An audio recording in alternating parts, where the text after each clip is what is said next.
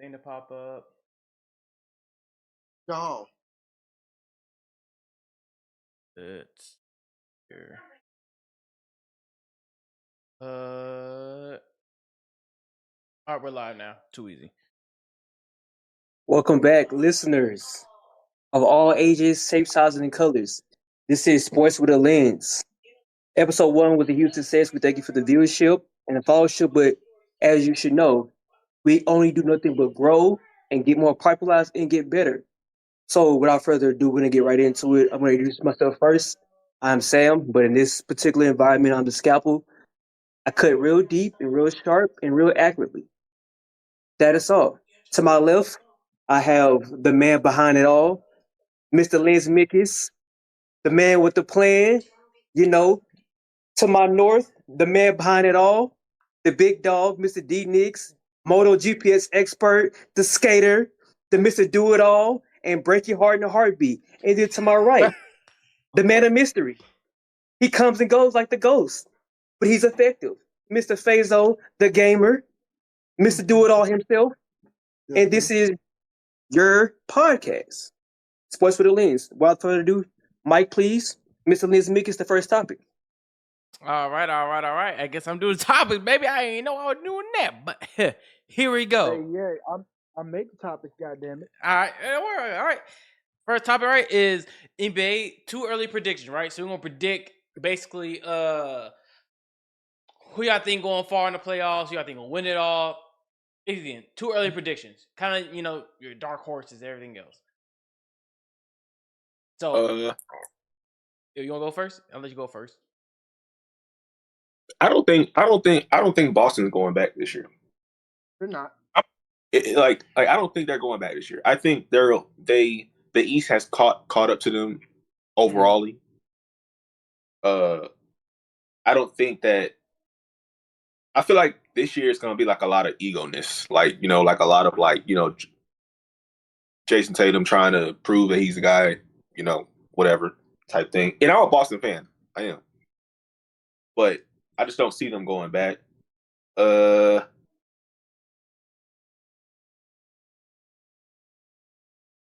don't see the Lakers making a deep run.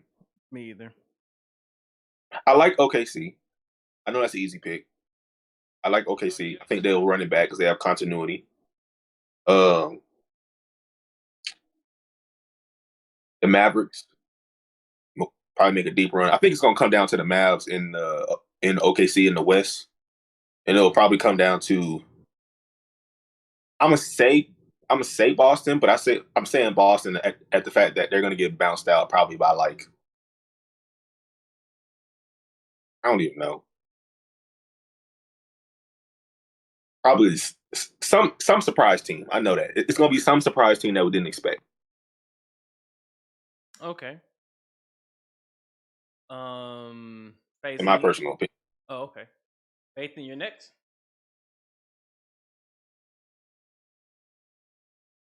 Okay, I go next, right? I think so. I got OKC too, making it far.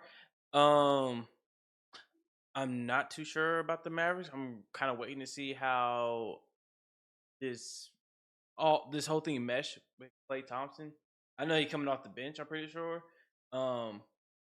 He is? Yeah, he's not starting. He coming off the bench. That's crazy.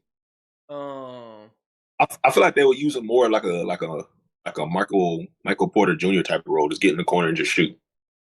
Well, the problem is his shooting had been, throughout the year, his shooting percentage had decreased. If you want me to look it up real quick, I actually pull the numbers out for you. But I mean, okay, yes, it has decreased, but I'm saying he's still a threat though. He still have to make the floor spread. I mean, okay, I can agree, right? He can spread the floor. There we go. I would definitely agree with that. But so we'll see here. So here's shooting. I'm finna get on my laptop real quick. So, but you can keep talking. So I'm finna leave and get on my laptop. All right. Actually, matter of fact, no, you say it, Mike, because that's one of the things I was going to talk about. About Klay? Yeah, I was going to talk about the Mavs deeper. I was just speaking. Cause he brought Klay would spread the floor around. I said, well, but I guess you have to respect it, but he has been struggling shooting. He's like he's 3-10 in the preseason. Yeah, but that proved my point. That proved my point, He's right? 3-10 in the preseason. So, and we talk about your 3-pointers, right? Because that was kind of what he's known for, right? The past, I'll say. So the past 3 years, right? He's shooting at the low 40s, high 30s, right? Versus, we can go 2017, 2018 and below. He's shooting all 40s, right? Either mid to low 40s. Huh.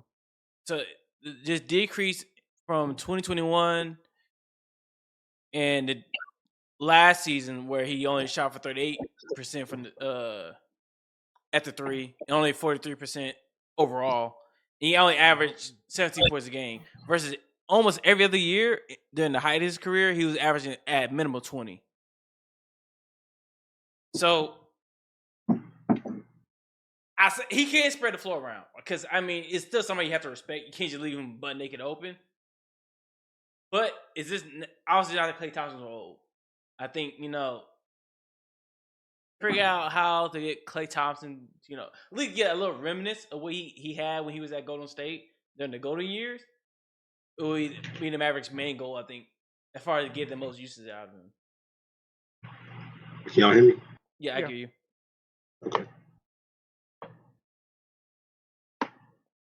I'm trying to figure this out. Hold on. Oh, y'all go ahead. Go ahead. So my other team I have making it fall this year would be actually got the Timberwolves. I think just from this is just my preseason synopsis. I've been watching a lot of highlights. Oh yeah, this is early predictions. Yeah. So to me, for what I've seen, they look really complete overall. I think Edwards is starting to get into that superstar role and understand like what that means of him, like what he has to do. He more demanding on the ball. I like the fact he's shooting from the three a little bit more. Is what I'm seeing in the preseason. He's been shooting threes a lot more, and they've been consistent. They've been going in. I think that's the only teams I have right now that are like mine. To watch. I think the Nuggets ain't gonna make it far this year. I feel like they'll make a playoff berth, but they won't make it far.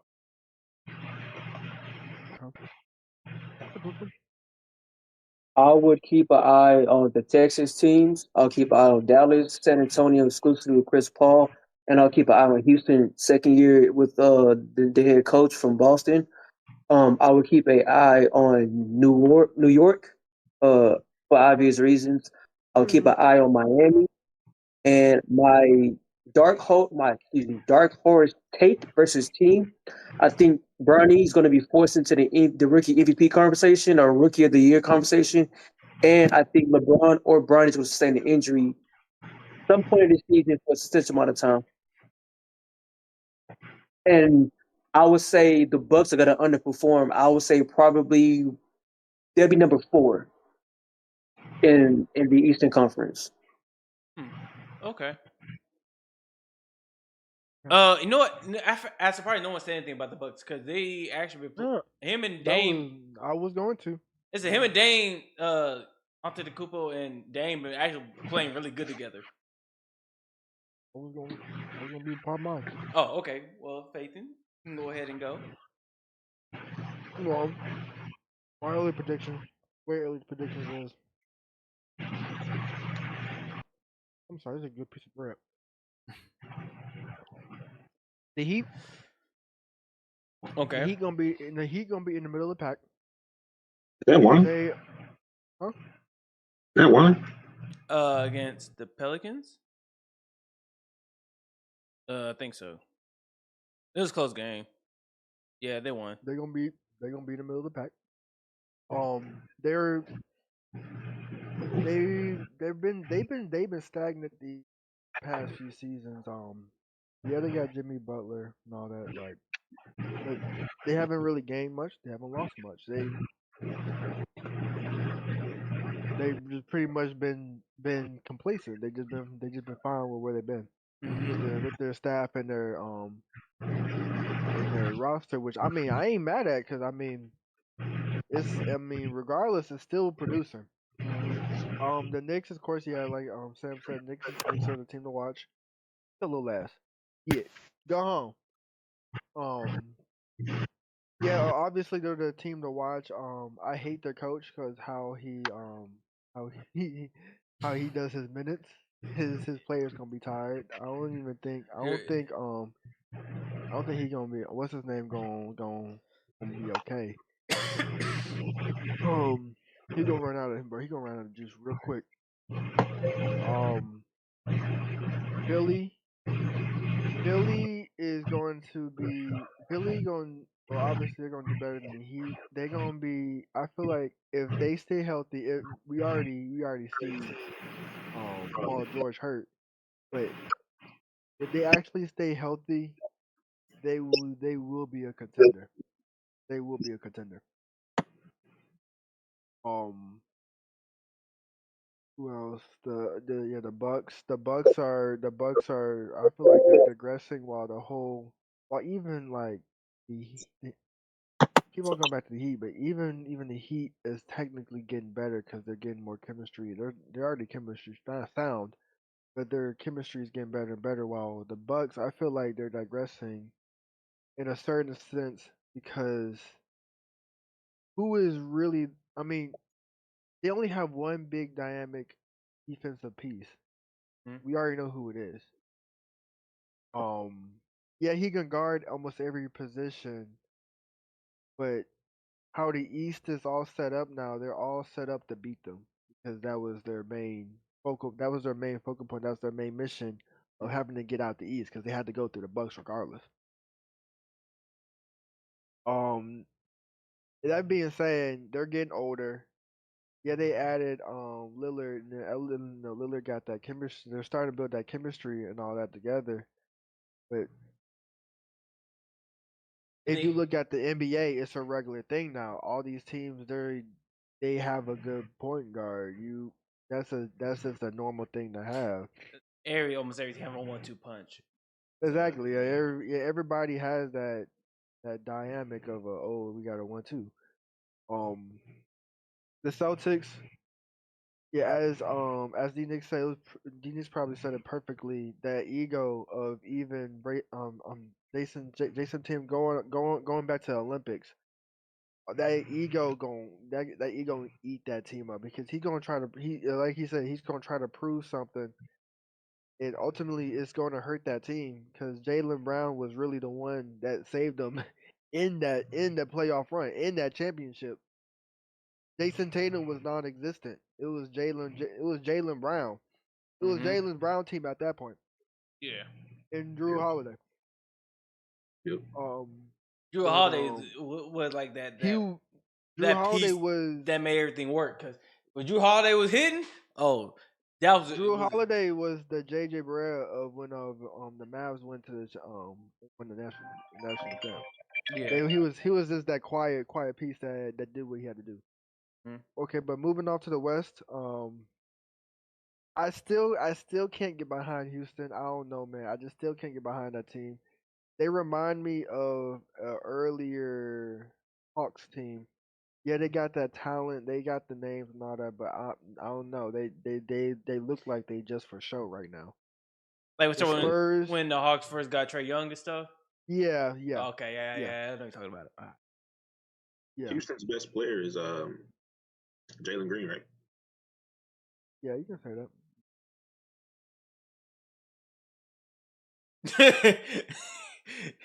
The Spurs. We're off to the Spurs. I'm very excited to watch the Spurs. I am very, very, very, very excited to watch the Spurs. Why is that? Just seeing Pop having an I wouldn't say actual smart point guard because he had that with Tony Parker, but that was the last time he had like a competent actual point guard that was able to run that court other other than Tony Parker. You don't think But him and Chris Paul might like bump heads? him and Chris Paul, nah. Like Pop No. and They're not Pop and Chris Paul, they're not gonna bump heads because at the end of the day, this is how Pop is, and he understands that Chris Paul is going to control he's going to control the floor. He would rather have Chris Paul control the floor because he's out there. Pop ain't out there. Pop is just going to give you the insight and what he thinks that he sees. While Chris Paul gonna be telling you, "Hey, no, I'm feeling this. I'm feeling the roll right here. They're hedging me hard, right? We can easily make this a roll, Pop, and then it'll be good." Then Pop probably like, "Hey, you're right. You see it." But I'm more intrigued on watching how Chris Paul can make Wemby so much better.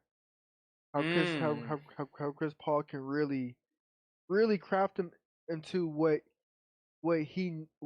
Chris Paul and the team needs him to be, and it really is going to save Wemby from so much hero ball. Because at the end of the day, Chris Paul is going to put him in a position that he knows he can thrive in, and whenever like when it's not really seem like hero ball, but him just taking his reckless shot. Okay. Going to the Mavs, man. Yeah, it was cool getting Klay.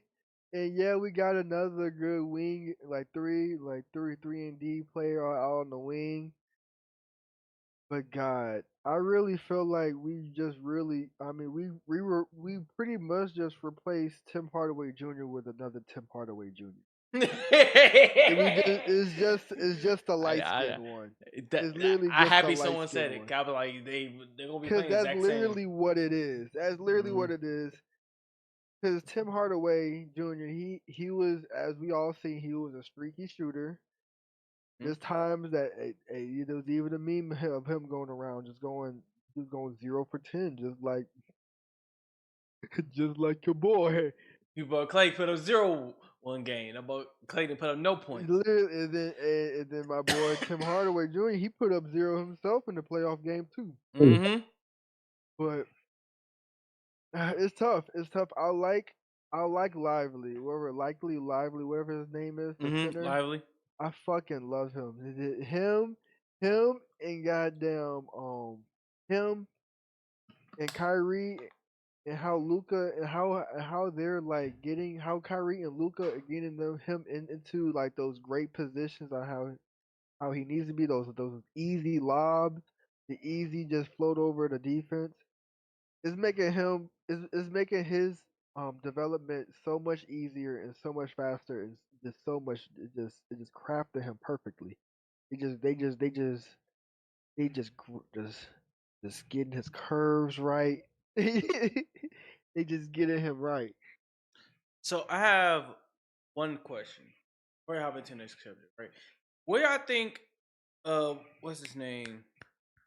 Shooter, Mr. NBA young boy of the NBA. What, Ja Morant? Do y'all think this season would be like almost like a comeback year for him? Think this is like No. All honesty, No. Or they they play for the Grizzlies. Nah. Or All they honesty, teams just got to figure it nah. out. He from nah. He ain't gonna do what how he used to. He Cause there's what's his name? The fast dude for the Kings. Yeah, Fox. Sacramento. Yes. He's a better version. He's not. I feel like he's just a better version. I think Like also to add on to piggyback what you're saying, it's kind of like we already know what we're gonna get from him, so you can't have a comeback. Like in order to get a comeback, you have to exceed what you already was. Kind of in my eyes, we know what we're gonna get from him. He doesn't really have the team because in order to get comeback, your team has to win too. Like you can't just get comeback of the year and then you don't even make the playoffs. So I mean, Unless you're in I the don't NFL, think. you can come back. Yeah, no, I don't think so. For him to have an actual comeback season, he would have to show me that he's more of Yeah, a better point shot. guard. Yeah, With his that, assist with totals that will too. definitely have to go up. Yeah, exactly. He has to show me that he's more of a point guard. Because as of right now, he's just a slasher. He's a slasher with a streaky three. And we've Yeah, seen because that enough with John Wall. But John Wall was actually a point guard also. John Wall was actually dishing the ball out. He just seems like a an overly athletic shooting guard that happens to be in the point guard position. Derrick Rose 2.0. Honestly, That's my. I mean, I mean, look I at mean, they Derrick both Rose. jump out the gym. They I both mean, look. slash very well. I mean, that's not a bad comparison. I mean, look at Derrick Rose. Did he win? Did he win MVP or rookie or some shit? Yeah, he did. Yeah, I think he won like 21, something like that. Yeah. 21. Yeah, exactly. I mean, that's not a bad comparison. Yeah. But Sam, you got anything else extra to say before I hop into the next subject? Just real quick, Chris Paul and Giannis was my fear last season. Chris Paul obviously is not as athletic as he in his younger years, and his best years, in my opinion, was in Houston, with James Harden. But I will say one thing Popovich hasn't had that will be completely appreciated is the ability to have a coach on the floor. And Thank you. in the world of competitive sports, you would never discount IQ and post a lack of athletic peak. Yes. Look at Tom Brady when he went to Tampa. Yes, Tom Brady wasn't the most athletic quarterback, but we've seen his better years with the Patriots.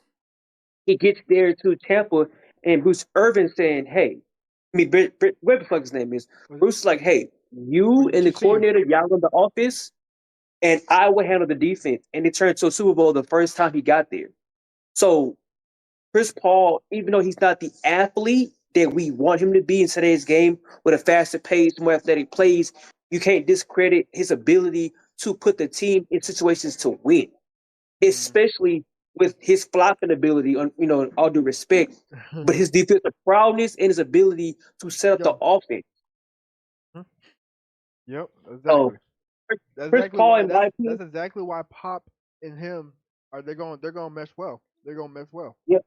And I'll do you one better. I'll add one to it.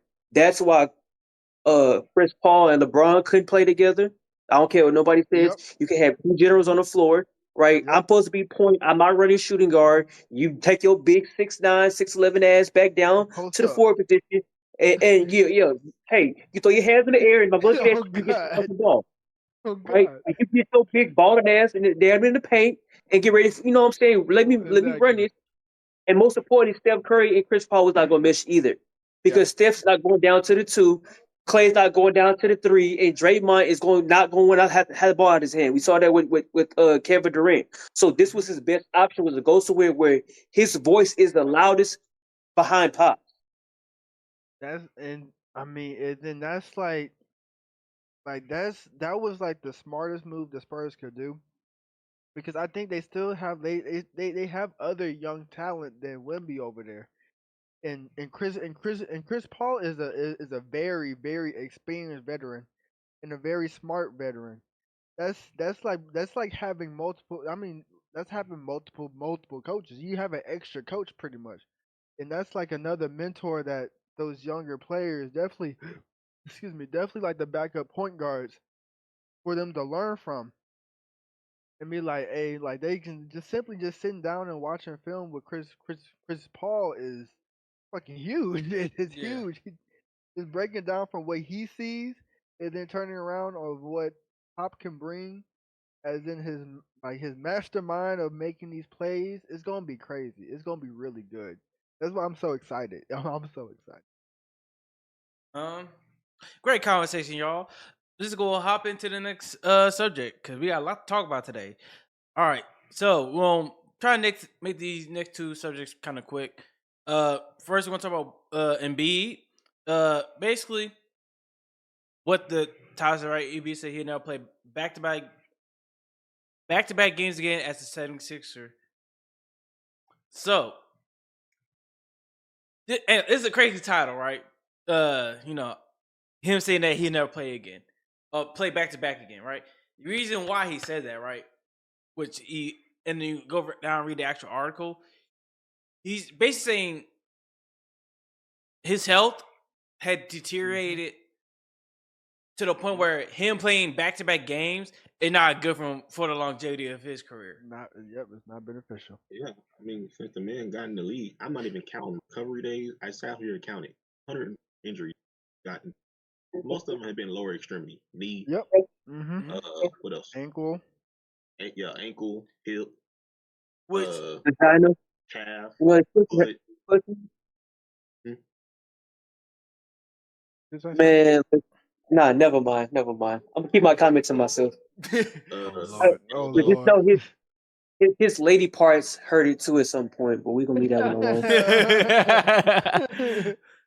alone. Ribs. I'm really looking at the history right now. Shoulder, ankle, back, knee, back, knee, back, wrist, ankle, shoulder, neck, hand, knee. Someone as tall as him, right? Technically speaking, right, joint issues is normal for people of his height, right? Mm-hmm. There's a science behind it, right? Just joint issues with them is come with the norm. So I think with your taller players, of course as they get older, I think it's smart. You're gonna play longer. You're not gonna put yourself in a situation where you're gonna get hurt more often. Don't not play as much. I think how old is Joel Embiid? Yeah, he's on the court. Like I ain't gonna lie. He only 30 off the court. Yeah, but he barely gets off the court. God, bro, this dude only 3 years older than me, bro. I thought this dude was like 33, 34. Nah, he just looks old. He just looks old. How the 76ers are using him? They're on the New York type shit. He barely gets off the court. Like I remember the only time he really got a break was whenever he came back from his knee injury or whatever injury. They finally gave him a break for like a game or two, and then he was right back into his regular. Like I think he how many minutes was he averaging in the game? He averaging. I'm looking at it right now. He averaging like 30, 35 minutes basically. Yes, but he been in the league. That's a lot for a center. A lot for a center. And he been in the league for 10 years. He got in the league when he was 20. So it makes sense now I think about it. Like that thing is like averaging 35 minutes as a center is a lot. While most of the time, I mean, they're probably averaging like 10 minutes less. Yeah, they having other centers that come around. I mean that rotate around. He stays in the game. I can tell you, I think the fourth quarter he stays in the whole game. He literally stays in the whole game. Yeah. But him saying like he's not going to do back-to-backs ever again. I mean, at the same time, I understand. I understand from his focal point, and also it's the 76ers' fault because they didn't do nothing to preserve him. But if you look at, but at the same time, think of like Dirk. Dirk was still averaging good amount of minutes even in his late years.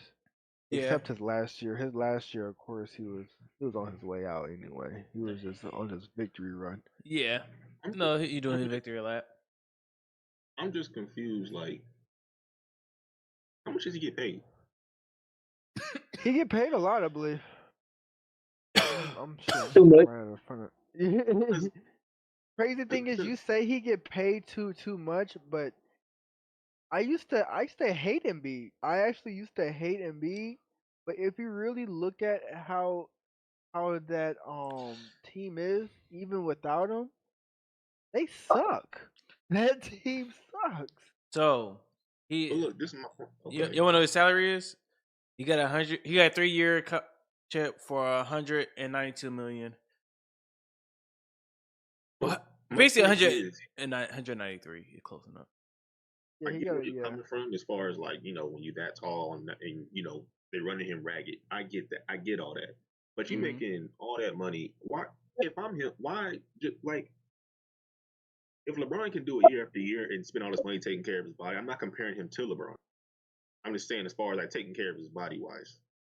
I'm not saying injuries are not gonna happen, but at least taking care of your body enough where you can kind of like uh not get hurt as much.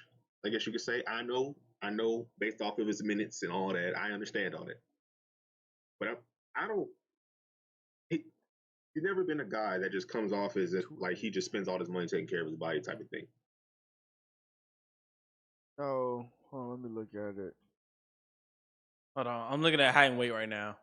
I'm about to say that because Embiid weighs 250. No, B weight It's the 280. same. And B It's weight the same 280. He thing 30 about pounds like heavier. it's the same thing about with Zion, with Shaq. Like I'm seeing control it the right weight. now. I'm not like I said. I'm not comparing him and LeBron as two of the same people. I'm just saying. You see, this man played X amount of years for this long, taking care of his body, putting in the money to take care of his body. I'm not saying he doesn't. I'm just saying maybe you should spend a little more money instead of basically pulling a Kawhi Leonard and load managing basically. I don't know. I mean, there's a 3-inch All honesty, difference between. exactly. It's that, and then I mean, even hearing it from my dad, because my dad is shit. My dad tall as hell. And then whenever me and him like, like whenever I go up to Virginia, I actually do be actually hooping with my dad, and it's crazy. But like him going into his first he's like in a, but as I'm he not gonna was have young parents. playing, but as he was playing, he would always tell me like, 'cause I would go out there and hoop also. He would always tell me, make sure you're doing all this and that. Make sure you're making sure your body's good. Blase blase. Because me and him, ultimately, we have the same problem. It's our knees. Is it whenever you a certain height, it's just harder on your knees. It's harder on your joints. Yeah, you say you spend all that money and do all this extra things, but if you really gotta remember, Embiid is overseas. He came from overseas. All honesty, he probably been really hooping very competitively since the age of 13. They Oh, hoop at a young age. They at a, can I say one thing? Weightlifting. So the one thing I think we could compare the two on, right? When it comes, LeBron take weightlifting a lot more serious than most NBA players. yeah. Like I'm pretty sure he outlifts majority of them, right? I think so. When it comes to like your joints, what helps those muscles, it typically is strengthening those muscle fibers, right? So you have bad knees, right? Typically your hamstrings, Your quads take your over. quads, Yeah. your quads take over. So those who don't do a lot of lower, because to be fair, right, someone that tall probably hate doing legs. Yep. No, having stronger legs will probably stop some of these lower extremity injuries. Now, as far as your Yeah. shoulders and stuff, you know, it's kind of more of a surprise for me. I mean, could we just be hypertension, where they're just using the muscle so much it bruises or stretches off too much. Only that I can think of. Um, but I said like what made LeBron so different from a lot of players. He's his muscular pattern versus a lot of other NBA players, bro. He's like, especially someone at the 4 or 5 position, very, he a very stocky build. He is. Nowadays, a lot of your 4 or 5 either really skinny or they more on the chubbier side. AKA And Jokic. He technically he a country dude hooping. That really what all he is. A yeah, he's country a dude big hoop. he a cornbread fed. Yeah. No, I mean I get what y'all saying. I'm saying not gonna get hurt. Like I understand he's still gonna get hurt. I'm just saying as far as trying to reduce how much, like kind of like what you just said, weightlifting. Get those those soft tissue, those auto stabilizer muscles, all those little things. Yeah. That's all I'm saying. I understand injuries are part of it. He a big guy, he gonna get hurt, but I'm just saying, just to decrease the likelihood of him getting so much, especially because he's 30 now. The answer to that question is you gotta want to. That too. Most hoopers probably don't like working out like that. They don't. Like as far as weightlifting, I'll say they don't work out. I'll say they don't. They work out like as far as weightlifting, pretty sure most hoopers, like LeBron, one of the rare ones who's like, hey, I'm gonna go lift. A lot of them, their working out is going to the gym and putting up hoops. I mean, KD don't lift weights at all. Exactly. But you see, he had a vision issue where he'd be out for damn near years. So that was it. Like I feel like put him on. If you really look at it, look at all the centers, look at all the power forwards. They're either one or two. They're either really stocky, they got weight so they can withstand bangs, or they're more slim, sleek, so they can dash, they can just run. They're faster, they're slippery. And also, you got that. Oh, continue. I'm sorry, I didn't mean to interrupt you. But like with like as we see with Anthony Davis, that boy is charming. Anthony Davis looked like he can go and be a three. He can be on the wing. He's not really that stocky. He has the same Joel Embiid problem. And you look at Jokic, like the dude stocky, dude cornbread fed. Yeah, fat dude for a tall guy. Yeah, fat like dude he's for a fat. tall guy. Thing is, he's a more stockier, heavier dude, so he can withstand the bang is down below and all that. But and also to be fair, Jokic don't jump like that. Fast. Jokic don't jump like that. Yeah, that's just not his type of play style. Their body their body shape, and their like frame. It determines their play style. Jokic's not gonna go up there and catch a lob. Jokic going jump on a curve. Exactly. Exactly. He but got that's so much the difference, though, right? Him, but thing is, that's why he got so much weight on him. He gonna bang with you down below. But someone that's the problem with Joel Embiid. He'll bang with you down below too, but his body ain't like that. He should be over here just taking a shot. To be honest with you. I have a question real quick. In an actual NBA game, is there any actual recording of Jokic actually completing a dunk? Yeah, of course. Yeah. Hell yeah. I've never seen him dunk. That's why Hell yeah. I've never seen it. I think it'd be dunking. Okay. Hell yeah, I think it'd be dunking. He actually used to catch He used to catch lobs. I'm about to say, go ahead, Mike. I'm about to say, go ahead, Mike. Don't worry about it. I got you, teammate. I just want to see. I just need to see because I ain't never seen it live. Go ahead, man. Say, huh? Like still rubbing the ground. But the thing is, he's just that tall. That tall. He's tall enough, right? Where he don't have to jump. He's tall enough that he can just hop. He can do a little hop. He not LeBron James. Double hand. He ain't freaking tomahawking it. But he can put that one hand up there and just dunk it. Yeah. And who do you think can jump higher, Anthony Edwards or John Morant? I believe it's Ja. I think it's Ja just because his vert. I think Ja got the higher vert.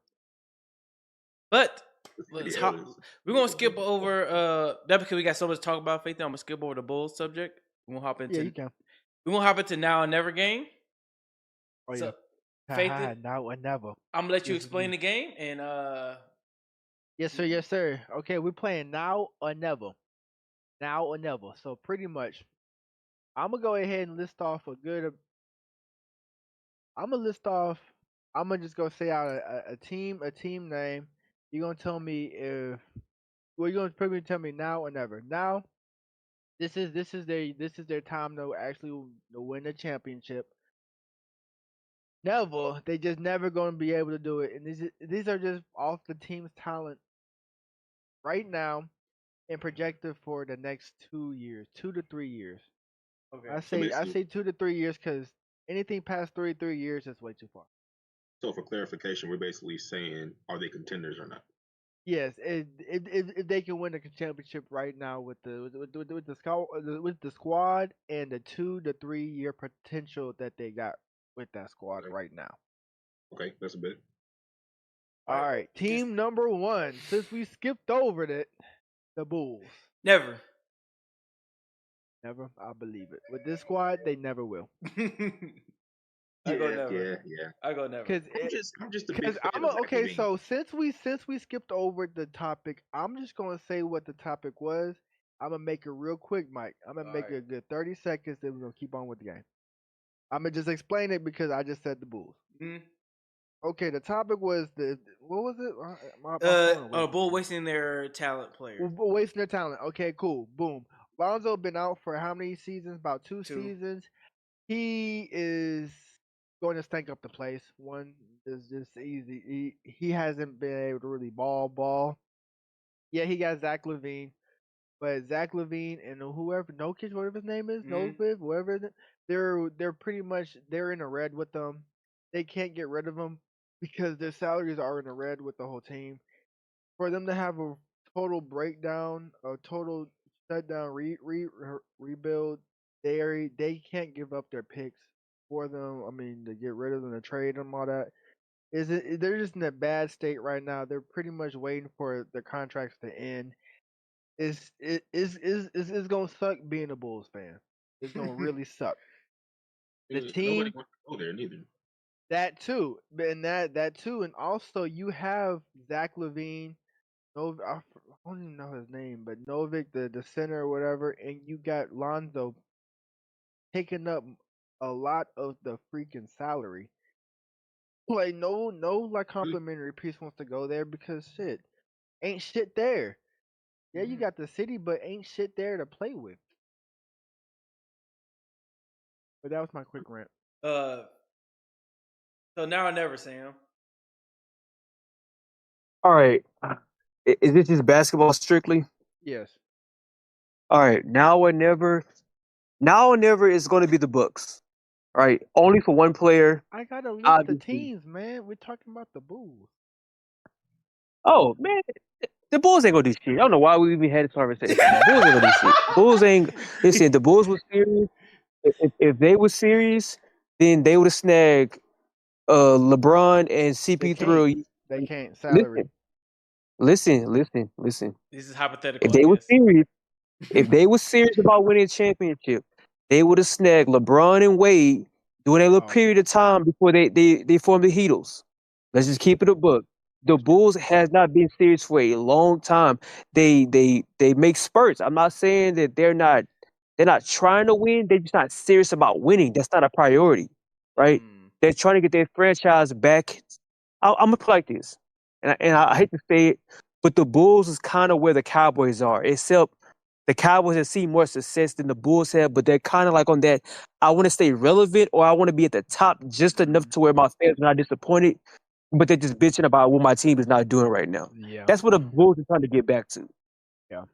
I don't think even if they could get LeBron not going to be underneath Michael Jordan's fame, I guess you could say.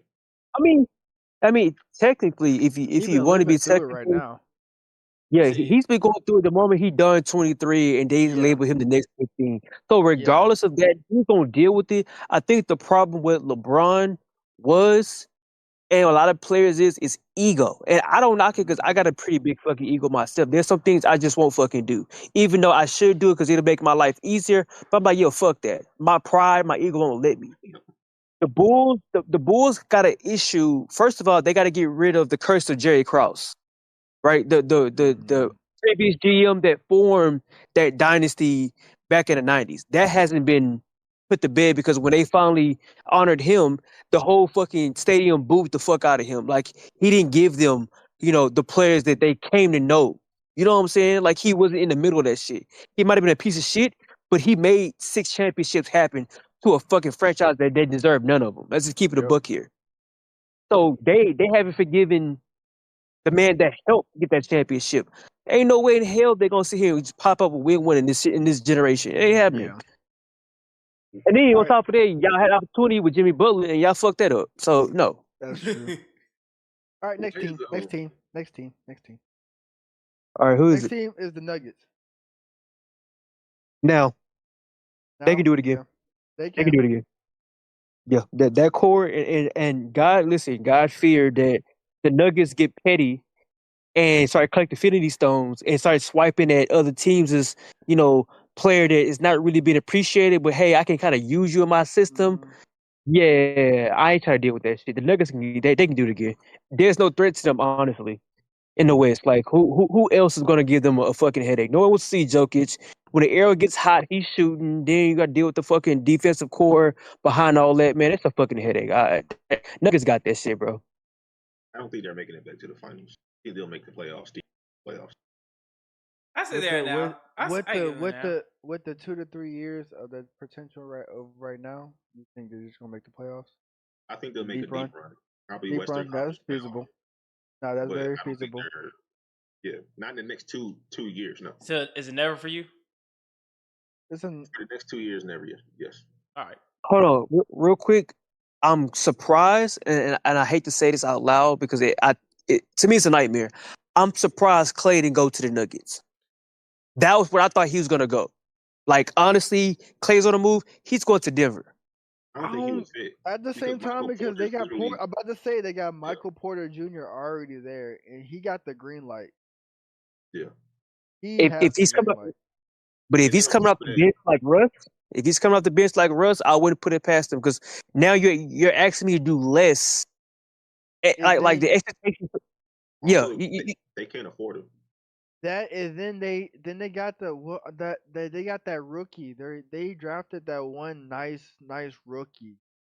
The Yeah, rookie Christian point Braun. something like that. Yeah, he's really cold. He's cold. Well, I Okay. mean, He remind me of Bones. He Hmm. remind me of Bones.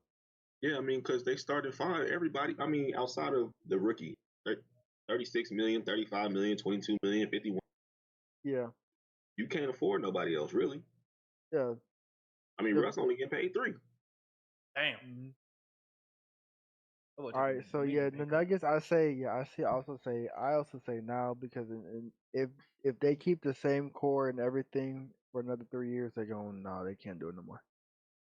The next team we haven't spoke about at all, the Suns. Never. Never. Never. You Never. don't think they're gonna be able to do with the squad Nah. they have now? No. Who is With Bill, Booker, and KD. Name a team that has success with 3 ISO players. They're essentially ISO players. All 3 of them.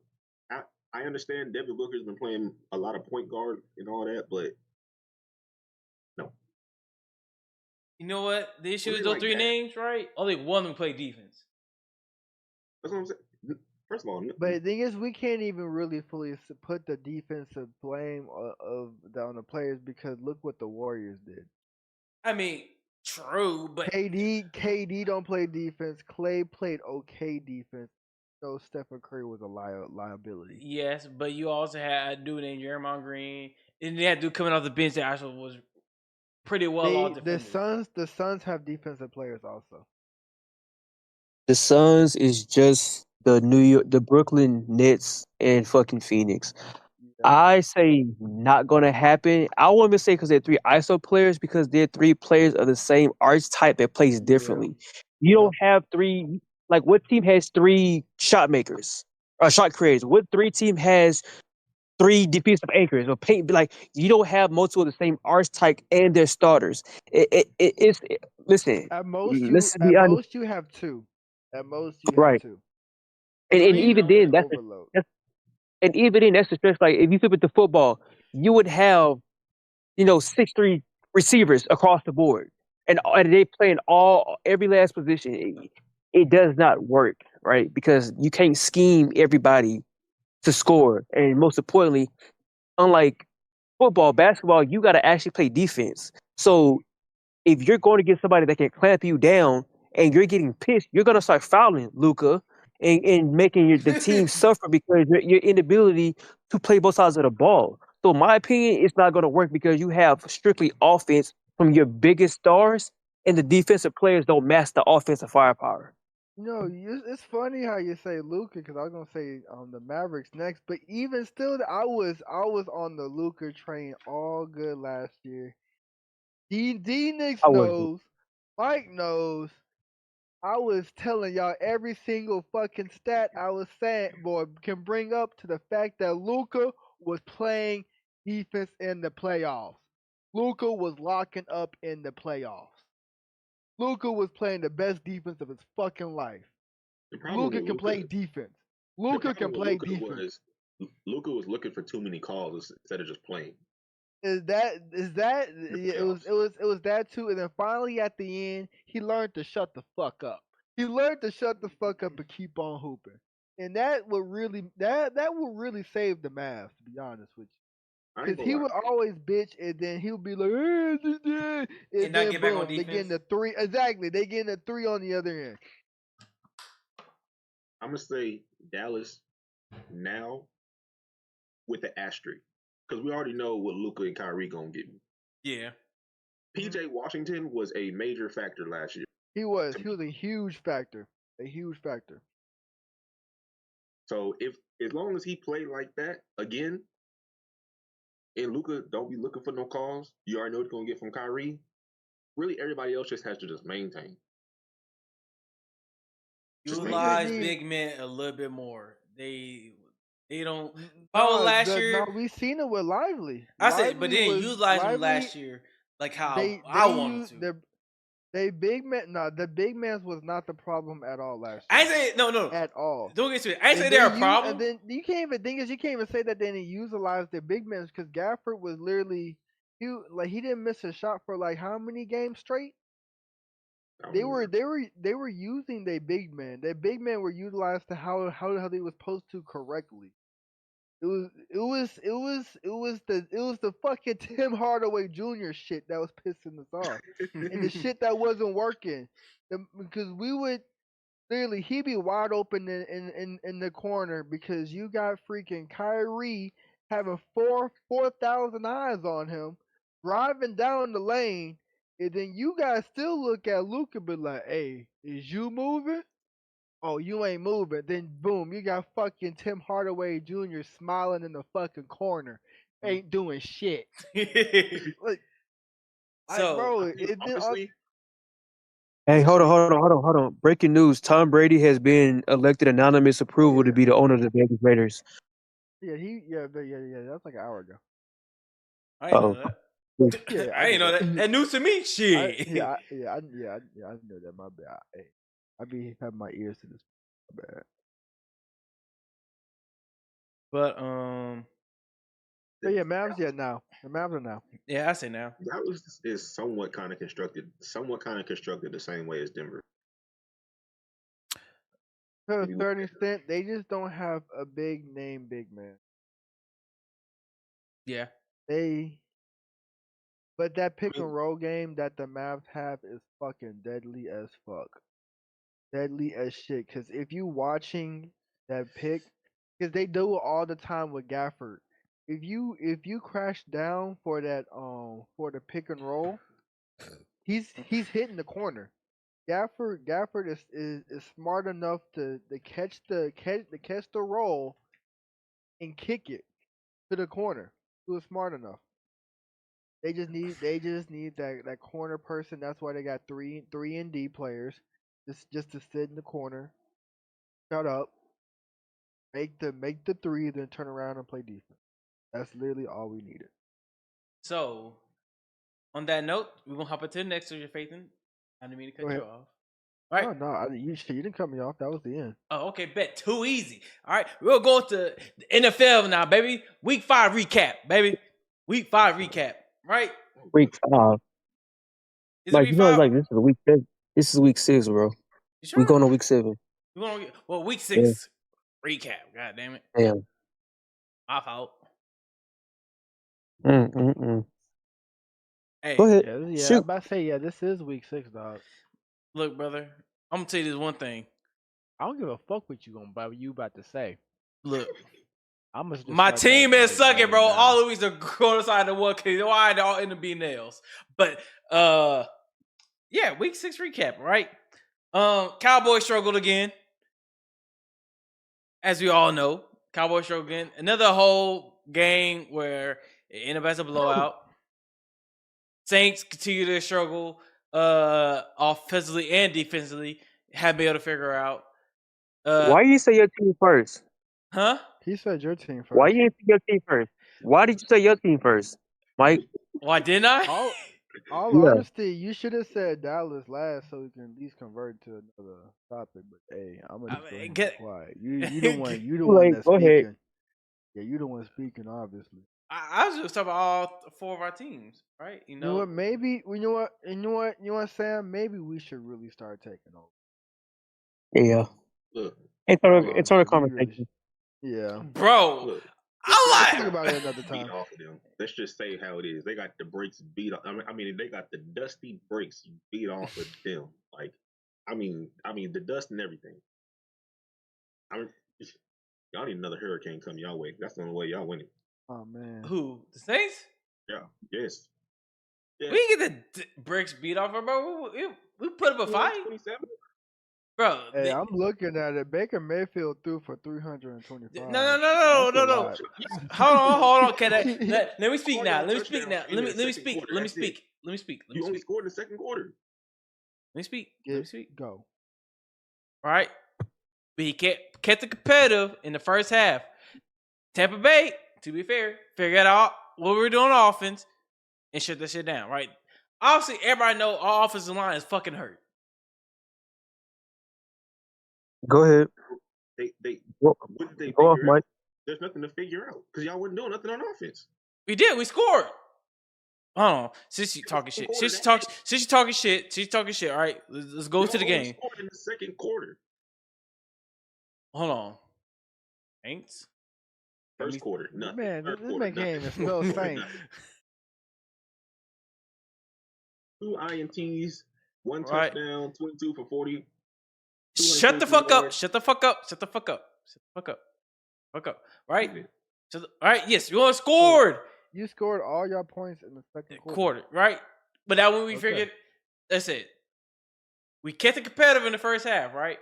In the first quarter, right? We had the 4 drives we had in the first quarter, right? 2 of them ended up being turnovers due to receivers fumbling the football. And they're early, like they fumbled early in the drive.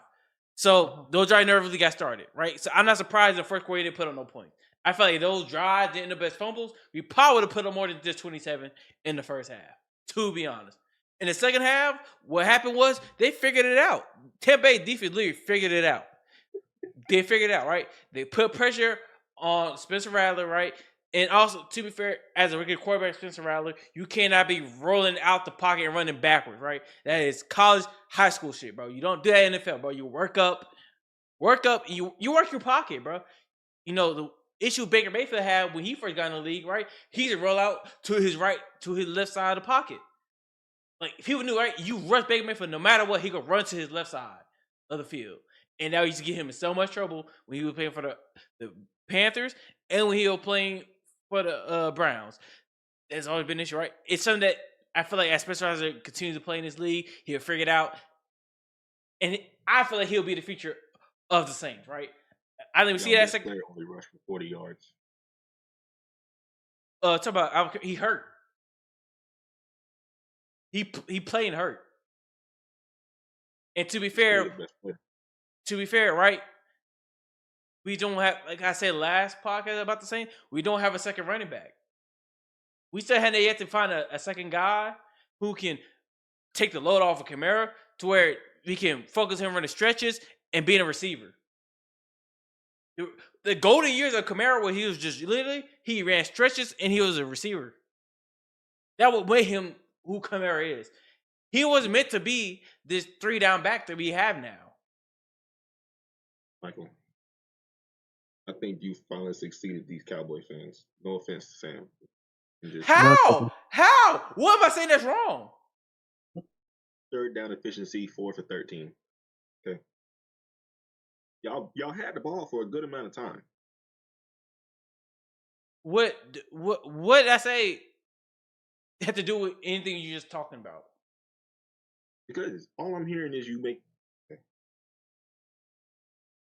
Go ahead.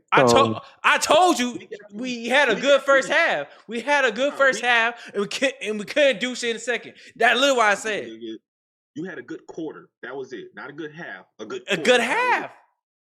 No, we held him up, bro. Us holding motherfuckers at 17 after you two. Didn't do nothing in the first quarter, brother. In the first quarter, all your work in the second. You just looking at points, brother. You're not looking at the totality of the game. They put up 17 points in the first quarter because 2 of those fucking turnovers. It doesn't matter. There was touchdowns on the defense. Not because the offense out here just whooping our ass. No, because the defense was putting up numbers. The reason why Baker Mayfield really only put up 10 points in the first half. How many points did y'all put up in the first quarter? None. Okay, who cares? We're winning going into the halftime. So who gives a fuck what we put up in the first quarter? We're winning going into halftime. To be fair, my Patriots did put up so many damn points in the fourth quarter against the Falcons. We was getting our ass whooped beginning of the game. Bro, when you figure shit out, bro, you figure shit out. You watch the game, but if you sit down and really watch the game, the defense was carrying the fuck out the Falcons at the beginning of the game. Just to be frank. Okay, that's cool. But I'm looking at what you look at. I understand you're looking at the points and all that, but you gotta look farther than the points. You gotta look at the actual play and the actual doing of a team. The points going to show you. 4 quarters. Yes. The points going to show you that they were efficiently enough to get into the end zone, but you got to look at how they got to the. One thing, damn sure wasn't rushing. Okay, I'm gonna argue this one thing I used to argue with Sam with all the time when we were in Korea, right? Right, stats only tell a part of the story, right? The other part of the story is film. Stats do not tell the full story of a football game. Is there a L on your record? What that got to do with anything, bro? Look, stay on subject. What?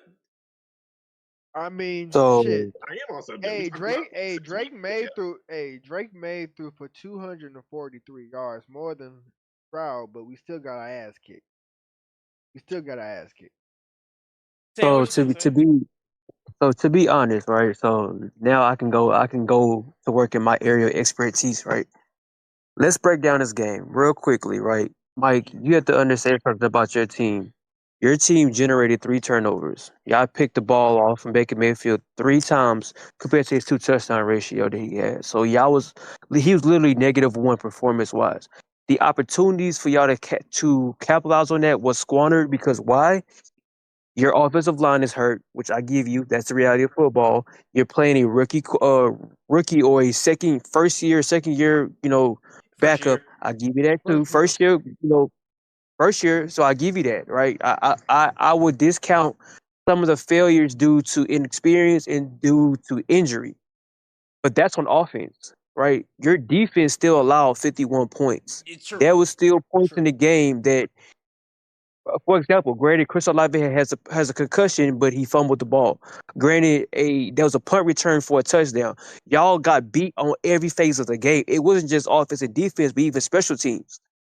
Your team, and I've said this before, y'all played Dallas and did y'all's big one on prime time. Okay, y'all paraded in my city. Cool. Well, not my city, but paraded in the city. Got it. But all of that.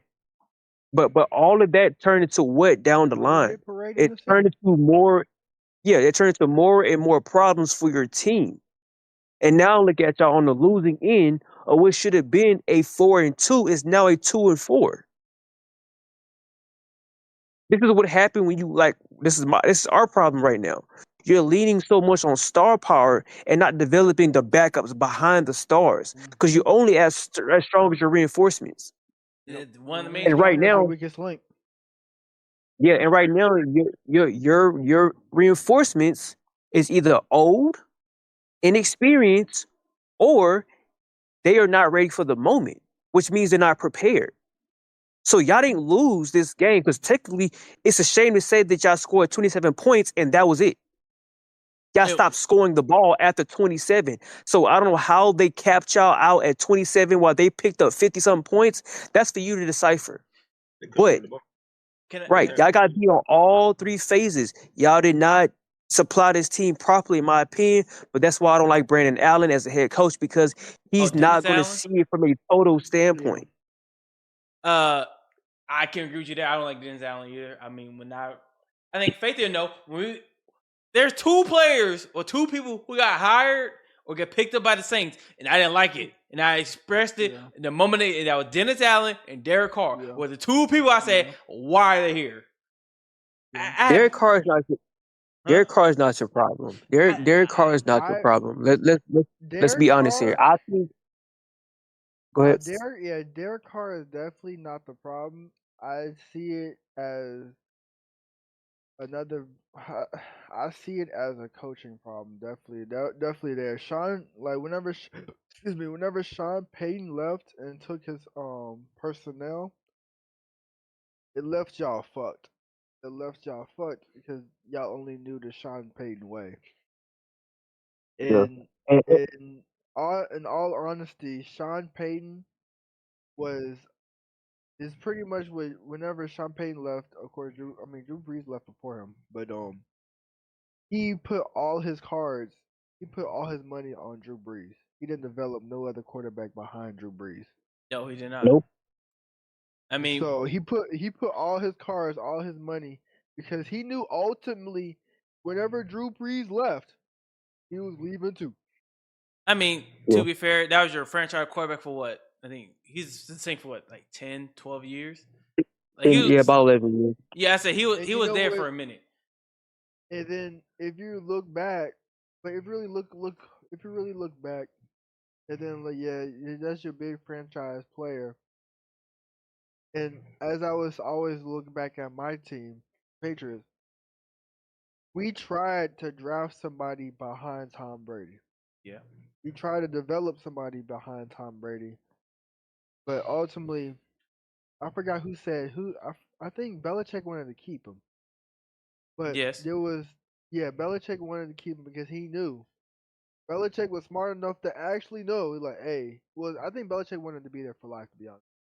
But Belichick knew I need to find my piece after the Tom Brady era, and Tom Brady and Kraft was like, fuck that, fuck no, we're winning now.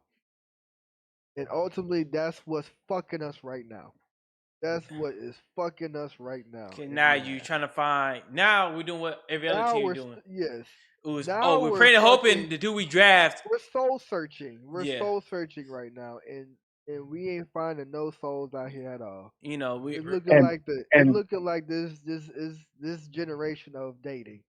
We ain't just finding. We ain't finding shit out here. And Mike, I would say this, especially to the viewers listening. If y'all had an inter-division switch, your problems will work a lot better in your favor than it would against you. If you had Baker Mayfield and y'all gave Derek Carr to Tampa, y'all be a whole different team. Because essentially what Clint Kubiak is trying to do is recreate the Niners in New Orleans. I don't knock it because y'all's talent and play is almost similar, except the talent's more superior. But it can work. The problem is your quarterback isn't the kind of guy that y'all need. He's not going to improvise the way Baker Mayfield. He doesn't have the swagger. He does not have the desire to be the playmaker with his feet as much as Baker Mayfield will. Derek Carr is a sit in the pocket, read and react, throw the ball away. Mike Evans will love Derek Carr because he wants to go deep damn near every play. Yeah. Pause. But if y'all did a QB swap and maybe reload y'all's offense and defense, I can see y'all being a potential threat in the near future. Baker Mayfield was supposed to be the answer for New Orleans, not Derek Carr. Derek Carr doesn't fit the swagger of New Orleans. Let's be honest here. Everybody's up here at Mardi Gras and smoking cigars. He's up there cleaning out his locker and ready for to go home in his suit. Yeah, Baker Mayfield in Louisiana, boy, that would have been lit. That would have been lit. That would have been lit. So because that matches his personality. So all the way. So I ain't gonna lie, because Spencer Rattler, he real laid back right now. But I don't know you remember Spencer Rattler in college. He was a big shit talker. He was. Man, we don't care about that boy. We don't know if he white, black, or albino. Next subject. To be honest with you, I don't even know either. I think he mixed, but that's besides the point. That's besides the point, right? Too long on the fucking ain'ts. Yes. Currently constructed the trash, so that's all that matters. Shut the fuck up. Yeah. Your team is about to be property too. Shut the hell up. We won. Who y'all won? They For did. now. Y'all won this Beat week. the shit out of the card. Arizona. Yeah, they be up on Arizona. Yeah. That's another. They fucking beat up on the Arizona fucking midget. And you want fucking props from me. Fuck out of my face. I mean, hold Y'all on. only scored Wait a one minute. quarter. You want me to give you excuses when you can only score in one quarter? It was an excuse, bitch. First of all. Fuck out of here. Fuck out of here. No fucking excuse. Trash ass. Shit, y'all should have got hurt. So- Don't worry. We both not gonna be in the playoffs this year, so who gives a fuck? Next time, y'all We need both not y'all- gonna be in the playoffs this year, bitch. Who gives a fuck? Shit, y'all need y'all city and You know what's y'all funny? can win a game. You know what's funny? We gonna mark December the 23rd down on our calendars. Why? Saints and Packers. Yes. Oh, I'm I had talking a my feeling. shit. I'm talking my shit. I hope we beat the black off of your jerseys.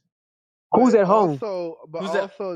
Also, which I want to transition to. Also, the Packers got to play against the Texans next, the Jags, and then the Lions. Damn. The Y'all Lions. got a gauntlet to go through. Hold the fuck up. No. Don't do that. Don't ever project no further than That's the week what's gonna be ahead. the next conversation I want to bring up. The Lions. Okay, How do you so feel about the Lions? easy. Let me start this one off because I got the freshest memory with the Lions. Let me tell you something about the Lions, right? And again, listen, I've already opened heart surgery on myself. All emotions removed. This is strictly unbiased. The Lions sir. cannot be trusted. The Lions cannot be trusted. Let Okay, me tell you yep. why, right? The same problem they had last year is the same problem they got this year. They just got really better at disguising it. But if you look at it, when I point this out, it's going to make too much sense. Your head coach should not be gambling in times where he shouldn't be gambling. Yeah. How did you lose that game to San Francisco? You gambled. How did you lose that game to Dallas? You gambled, right? How'd you lose Aiden Hutchinson? You gambled. Yep. If you're up 20 points and this team can't score a touchdown, why is your Saved starter their still in the fucking game? Why do you have Hutchinson? Why are your going starters crazy still like this? in?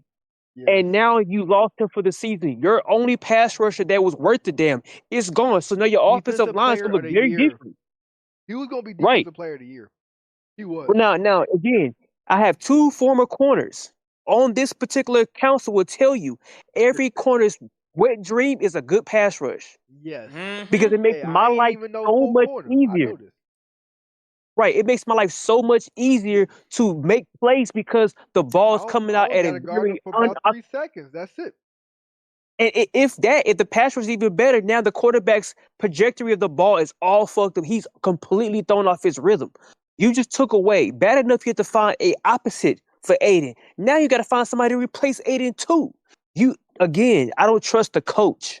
I don't trust the coach. I don't trust the execution that the coach is okay with. You're up 20 points. A show of hands. How many games? Excuse me. Show of hands. How many times did Dak get out the game in the third quarter? And we saw Cooper Rush the whole fourth quarter. A lot. Yeah, Ain't gonna lie. A lot. A lot. Question: When did Hutchinson got hurt? It was in the fourth? Her last game. It was like the third quarter. He got hurt.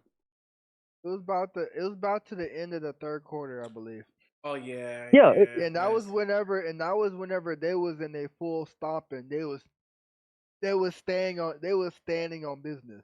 They was really whooping the shit out the Cowboys. Right. So just like New Orleans, right? I'm gonna throw that out. Just like New Orleans, I'm gonna just run it up and make a statement. Okay, you made the statement. New Orleans racked up injuries after they played Dallas, right? Yeah. You just lost your pass rusher. You almost lost your starting free safety, a strong safety, because your own player kicked him in the head with no helmet on. You gambled. That win was pointless. Even if it was a morality victory, you was already up 20 points. We had no way of scoring the ball, and you continue to play your starters. Once again, that's wear and tear. That was unnecessary. Mind you, Jameson Williams is still injured pro. I'm waiting for him to finally go down with an ankle injury or a soft tissue injury. Right? This team is not built to go the distance. I don't trust the head coach because of decisions like that. Well, I don't care if you beat up on my team. My team is beat up. But you went so far to make a point that you lost your pass rush. well, You as got to deal we with that. well, as we were saying the last podcast, we gotta give them about 2 to 3 games after their bye week. Well, I'm watching. I ain't gonna lie to you. I'm watching F1. I'm watching college football, and I'm watching definitely the NFL this weekend. We're going to get a lot of answers. We're going to get hella answers this weekend. Yeah, because they play the Vikings next. Yes, they play the Vikings. They play the With Vikings. no They pass play the rush. Vikings that are undefeated. Yeah, you play the Vikings. That's a team that's hot right now. Yes, Yeah, we are you play the really going to Vikings. see what the Lions are. And I'm going to tell you exactly what the Lions are.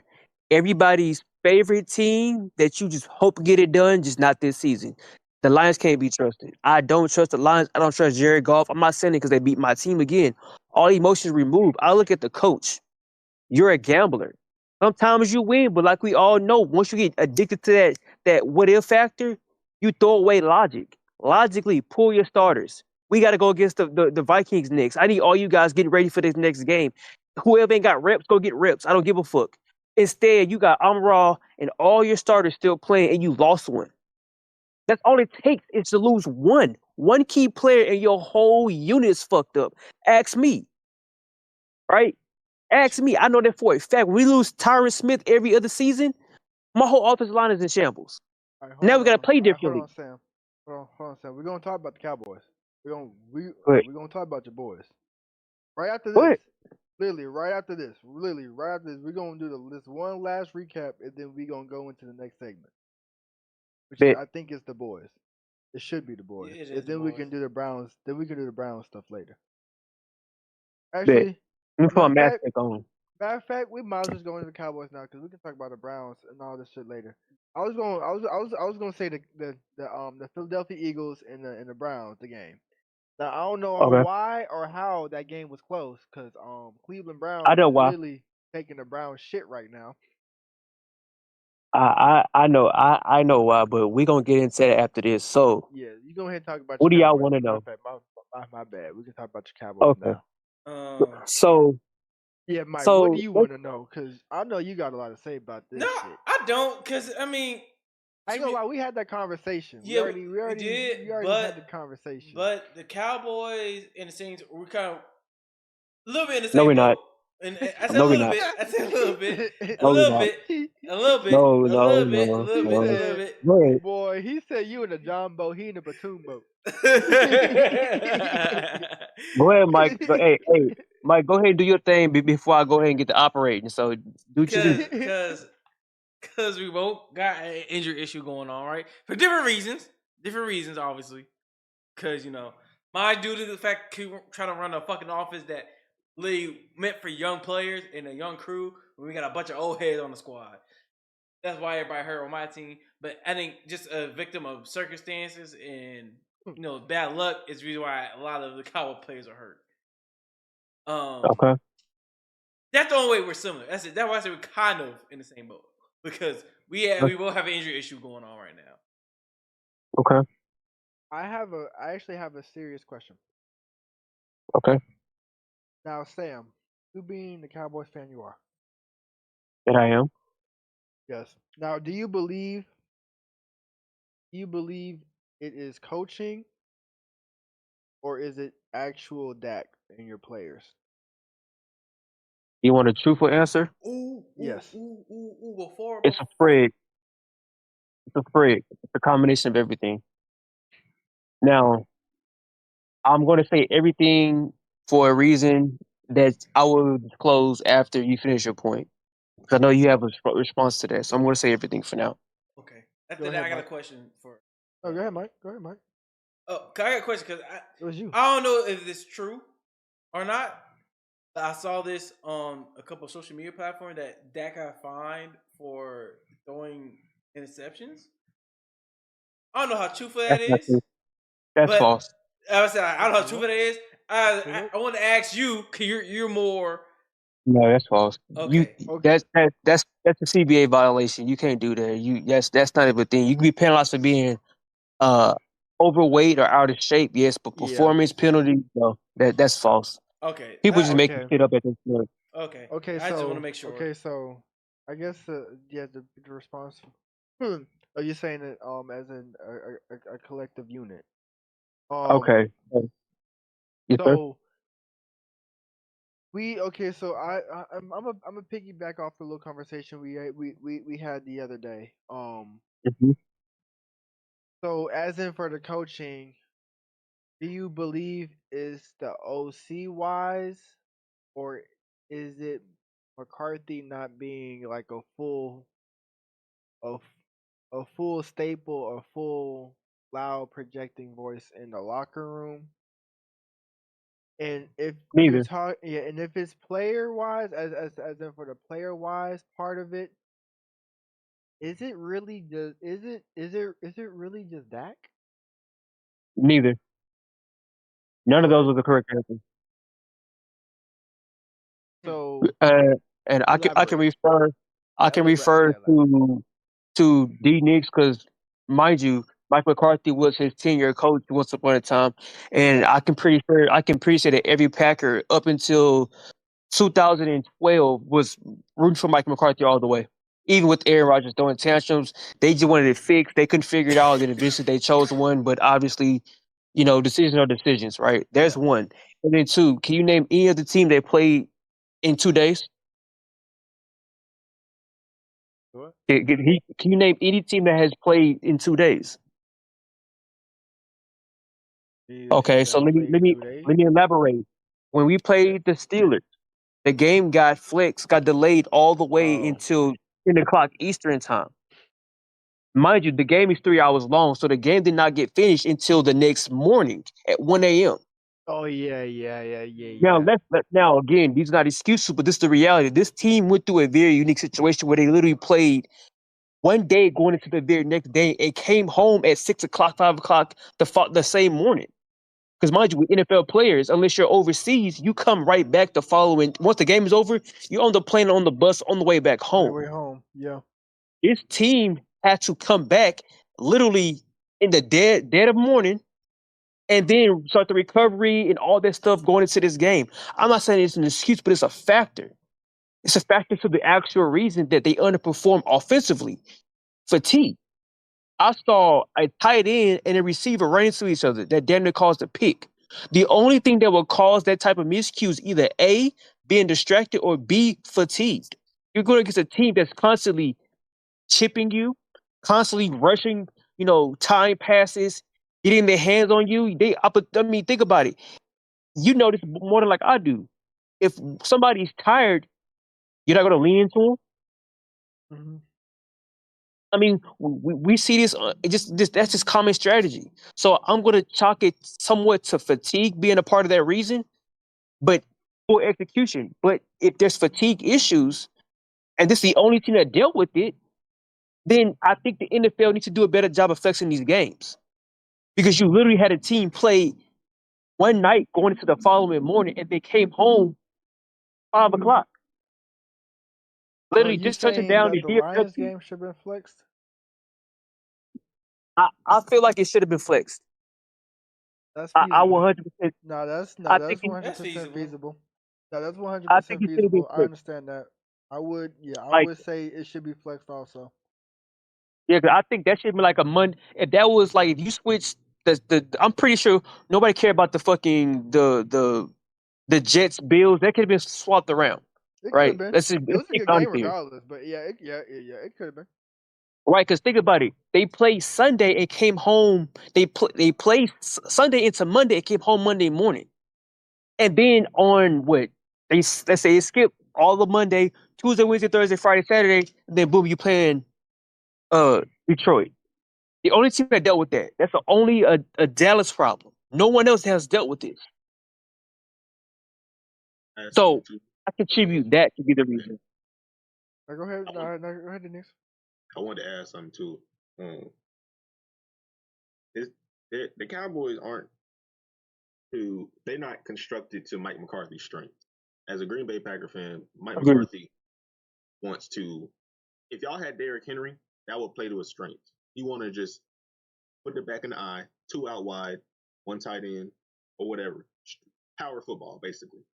He has never excelled at a pass happy team. He's never excelled at that. Aaron Rodgers is an outlier. But you take a regular quarterback and put him on Mike McCarthy's team on that Green Bay squad, they're not having the success that they had. Because he just wants to run the ball. He don't want to go deep. He just want to play action, run the ball. Play action, run the ball. That's all he wants to do. Dude, next I have a question. Is Mike McCarthy there when Brett Favre was there? Yes. His last year, he was there. The last year or two, I want to say.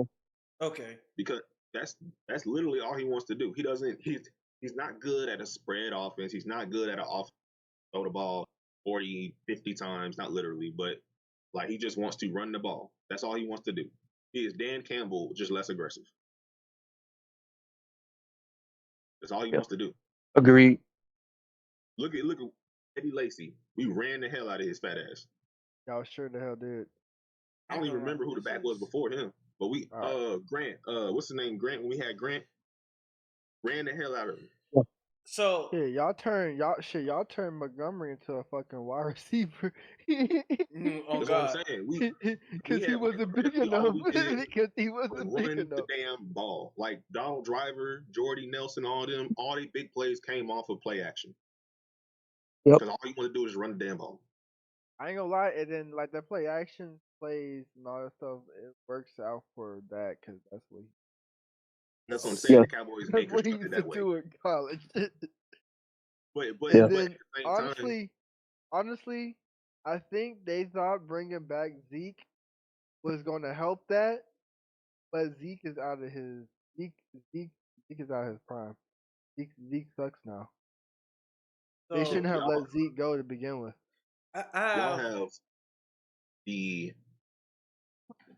Y'all have a problem that's fixable. The Saints are just trash. Damn. But y'all have a fixable. All y'all need is just. He says that just because he wants to slug one at me, but it's okay. He said that. Like that shit got no. That shit. You trying to get something out of me, but you get shit out of me, bitch. Fuck you. No, for real though. Like imagine John Harbaugh trying to run a spread pass heavy offense. But as we say that, then they should have got Sherman out the draft. Then they should have got a actual power back out the draft. Well, Jerry got a heavy hand in that shit. So that is also true.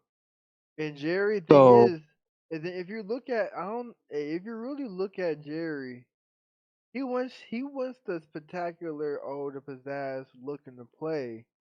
And you don't typically get that with the power backs. That's why he's going into a pass. He wants a pass heavy type team, because you're gonna get those big type of plays. He wants them hit the big hitters and quitters type. Okay, so now this is where I get the operating right. Okay, so this is where I don't like where the media is painting this stupid ass picture, right? Not because I'm a fan, but I'm not because it's my team, because it's just simply it's bad journalism, it's bad media takes, right? This is what I don't like about TV. That's why I don't watch it as much. I don't see how we complaining now. Let's just be honest here. Look at the way the team is constructed in the offseason. Who here thought the Dallas will be? Who thought that Dallas have a losing record going into the bye week? That's also very crazy. Everybody, majority of the media and fans and all these analysts had Dallas having a losing record going into their bye week. Straight up. They had him losing to Pittsburgh. They had him losing to the Lions. They had him losing to the Browns. That's already 3 losses. Barely beating the Giants and not even beating New Orleans and losing to the Ravens. So they're supposed to be 2-4. Okay, I'll take that. Got it. Understood. Dallas is 3-3 with a beat up team. The same conditions that the Saints are in. Beat the fuck up, but they're 3-3 going into their bye week. 1 game difference. Dallas is not in a bad situation. And this is why. This is why I leaned on the Knicks for my first point. So now here's my alley back to him. The 2010 Packers had the same problem. The 2010 Packers had the most injured team in the league. They lost multiple starters throughout their 15-game stretch. They was a road team. They got a wild card spot. They didn't win the division. They was a wild card team. They played better on the road than they did at home. This is literally Mike McCarthy's Packers all over again, except it's a whole different system than what he ran then. Whole different personnel than what he had then. But I feel comfortable with this team because he's been through it before. And he arguably did a much better job this go around because the competition was way harder now than it was then. Because the bye week wasn't really a factor that much because the games was the season was shorter. It's only 15 games. Now it's 17, and including some of these games to get flexed at the last minute. There's more factors added into it. Right now, Dallas is not in a bad situation as the media is taking it to be. You're 3-3. You have a dead even record going against a high-powered, Ravens team, a high-powered New Orleans team at their best. The Giants don't look too fucking bad, right? The Browns, if they had a better quarterback, they would have probably won that game. And then the Lions, who has a hot hand, and you only lost 3 of those 6 games. Take that. At the time, New Orleans had scored 92 points in 2 games, including in Dallas. They had the hot hand. No. At the time we played them, all right, they had a hot hand. Same thing with the Ravens. They just had to figure some things out, and they did. Dallas is not in a bad spot that the media is painting this picture of. When they lose, yes, they're gonna blow it up, but they're 3-3. They're literally are still in contention to make the playoffs. And that was a hard part of the season. Once they get past the Niners game, every game is winnable. The only game that might be a struggle is the Texans. And maybe, probably like the Falcons. But every game is pretty much winnable at that point. And then you're getting all your players back en route to some of these games. So right now, it sounds crazy, but I don't give up because, again, Mike has been there. You're 3-3 with a beat-up team. A lot of teams can't stay there right now. The Packers can't, and they're full straight. And I know the Bears are undefeated at home. Huh. Yeah, right. But see, they all like all the teams they play next is one-win team. Yo, we spend a lot of time on this segment. Gotta go into the next last segment of the NFL. What is it? All right, these Browns. What about them? These Browns. Is it massage? Is it really massage man, or is it just really team just like they color? They just shitty. I would say. Can I say I would say it's a combination of everything. Go ahead, Mike. My bad. Go ahead. Do your thing. Front office is the issue. Front office is the issue. Front office has been an issue for the Browns for years. That is This true. is about before the Baker Mayfield era. I forgot who the quarterback was before that. But McCoy. Yeah, before his era, like front office of the Browns has been an issue. It's been talked about for years. The front office don't know what they're doing. They kept that. They. I forgot that coach's name. They kept that coach for way too long. Exactly. It's like it's just it's just like an endless circle with them. It's just horrible. No, And if you really look at it, all their players, all the big name players, had some allegations and had some problems with them. If you look at the wide receiver, what's his name? He was a great wide receiver. I forgot his name. Melvin Gordon. Yeah. Wait, what? I think it was Melvin Gordon, wasn't it? No, Melvin Gordon's a running back. Josh Gordon? It was something. Josh Gordon. Yeah. There you go. Yes, Josh Gordon. Josh Gordon. He was a great wide receiver. He was a great wide receiver, but he couldn't Get get right. off the dough. He couldn't Couldn't- get off the dough. Yeah, he just couldn't. He couldn't get right, but he was certainly a great wide receiver. Then Miles Garrett came in the went league. ahead. Yeah, well, Miles Garrett. Well, not even before Miles Garrett. You gotta remember, they got Tommy Football. Oh Tommy yeah, Football in that Johnny bitch. Manziel. yeah. Johnny. Yeah. Johnny Football. My bad. I'm a little tipsy. We had Johnny. Yeah. John had Johnny Football in that bitch. Hey, he was very entertaining to watch, but he ain't worth shit. He wasn't worth shit there. Then we go in a full circle. We go all the way around to another quarterback as we got Massage Man. Well, of course we got Jason Garrett hitting people with helmets, but of course, Miles Garrett.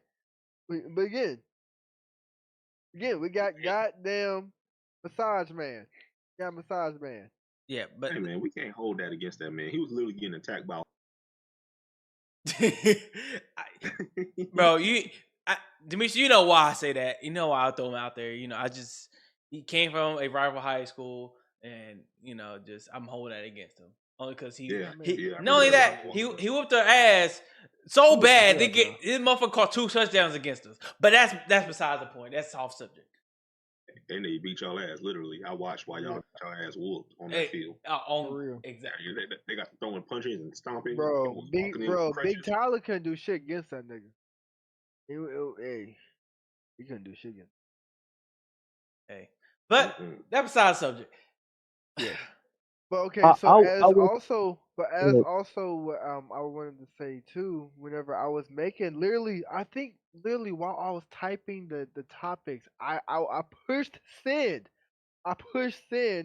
And they literally a minute afterwards they traded Amari Cooper the goddamn Bills to the goddamn Bills. Yes, Amari Cooper got traded to the Bills. Oh, that's nice. I like that. I'm not surprised. It's the fucking Browns. Yeah, they got it. Yeah, they got rid of. They have been good since what, the 60s? It's been a minute since they've been good. I mean, they probably need like a tornado, kind of like how y'all need a hurricane. And I mean, Ohio don't really get that many tornadoes. I used to live in Ohio. They get blizzards. There's one thing that a motherfucker would say, what the fuck is in Cleveland? They ain't shit in Cleveland. Hey, chill out, bro. They ain't shit in Cleveland. They ain't shit in Cleveland.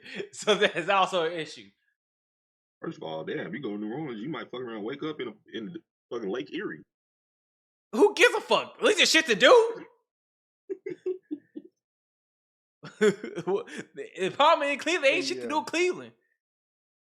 Yeah, as in looking at it all together, I mean, ain't no reason why ain't no reason why the Eagles game should be.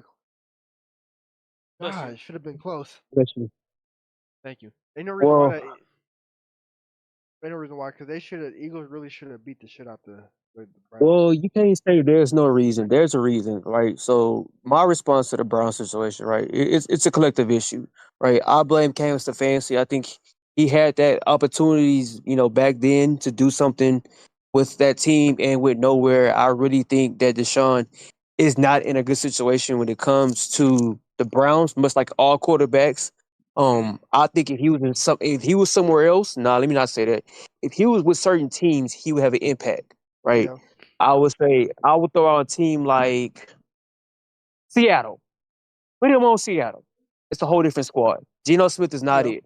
I trust Deshaun Watson with Seattle than I do Geno, right? Even though he might get touchy-feely out there, that's his business. I personally don't give a fuck. But the Browns as an organization, there is something fundamentally wrong with them being an offensive team. They're defensive heavy. They're still stuck in the 1970s when Jim Brown was back there running the fucking ball. He's long gone, Garrison Stowe, but they have not changed their identity, which is okay, but you're not the Steelers, right? Yeah. The Steelers can get away with that shit. Y'all can't. And as far as the Eagles and Browns concerned, the Eagles are who we thought they always been. They had that one season, like I said 2 seasons ago, when I was parading that shit, and everybody was laughing at me like I was crazy. And I said it. They're going to have one good season, like Joe Burrow do, like Josh Allen does, and then they're going to go to shit. Why? Because it's not sustainable. You look at how that team was constructed. It was fail-proof. The quarterback just had to fuck it up, and he didn't because you have all that talent. You had AJ Brown, you had Dallas Goddard, you had a phenomenal offensive line, you had a good defensive line, hell of a historical run on defense. Jalen, just don't fuck it up. Run the ball more you throw it, and you will win the game, and that's what happened. But the problem is when you pay a quarterback to the actual, what's the market is. That quarterback now has to show why he got that money. You can't just run the ball 15 times and throw the ball only 20 and think you're going to win the game. It's not going to happen. They're asking Jalen Hurts to do more than what he was supposed to do from the very beginning. They changed the whole philosophy. They put responsibility in his hands and not the team's hand. They're not winning because of the team. They're losing because of Jalen Hurts. Solely is the reason. The reason why the game was so close. One, you had a blocked field goal for a touchdown. Come on now, your special team not clicking. Then you go on defense, right? You're barely getting home to stop him from making plays. Arguably, they could have won that game had it been for a failed offense. And then go to the offense. Jalen Hurts played clean, but you was also getting sacked and pressured and making bonehead decisions. The Eagles as a whole are not clicking. And there's too much talent for them not to be clicking, and they're fully healthy. They have no excuse. Other than that, the head coach. And for them to bring in Saquon None. Barkley, they have no rushing game, and it's crazy, bro. But they never had a And it's rushing like- game. But the thing is, you bring us then why are you bringing Saquon Barkley? That's a heavy. Bro, But see, he's a at the same rusher. time- He's that big body rusher. but at the same time, big body rusher though. yeah. But see, hold on. At the same time, let's be honest here. Derrick Henry would have suited better with the Eagles. Let's just keep it a buck because you can run Derrick Henry into the ground. Yeah. We got to remember, Saquon Barkley has yet to play a full season uninjured. He is always injured. So they got to monitor his carries because guess what? You know, at one point, Saquon's out. If Saquon's out, you have no rushing attack. So they got to do something. And that's why I don't trust free agency, but that's why I don't trust, the way teams are built. Because, again, you lose Saquon, your team's cooked. Jalen Hurts without a rushing game is Dak Prescott without an offensive line. You're going to be making bonehead decisions because the pressure is coming. Saquon Barkley was a bad matchup for the Eagles because he cannot carry the ball 20, 30 times a game like Derrick Henry 20, can. 30 times. He carried it 18 times and only got 40 yards. Come on, see? And 47 again, yards. come on now. And that was, and thing is, looking at it, that was the leading rusher. He was the lead rusher with 47 yards.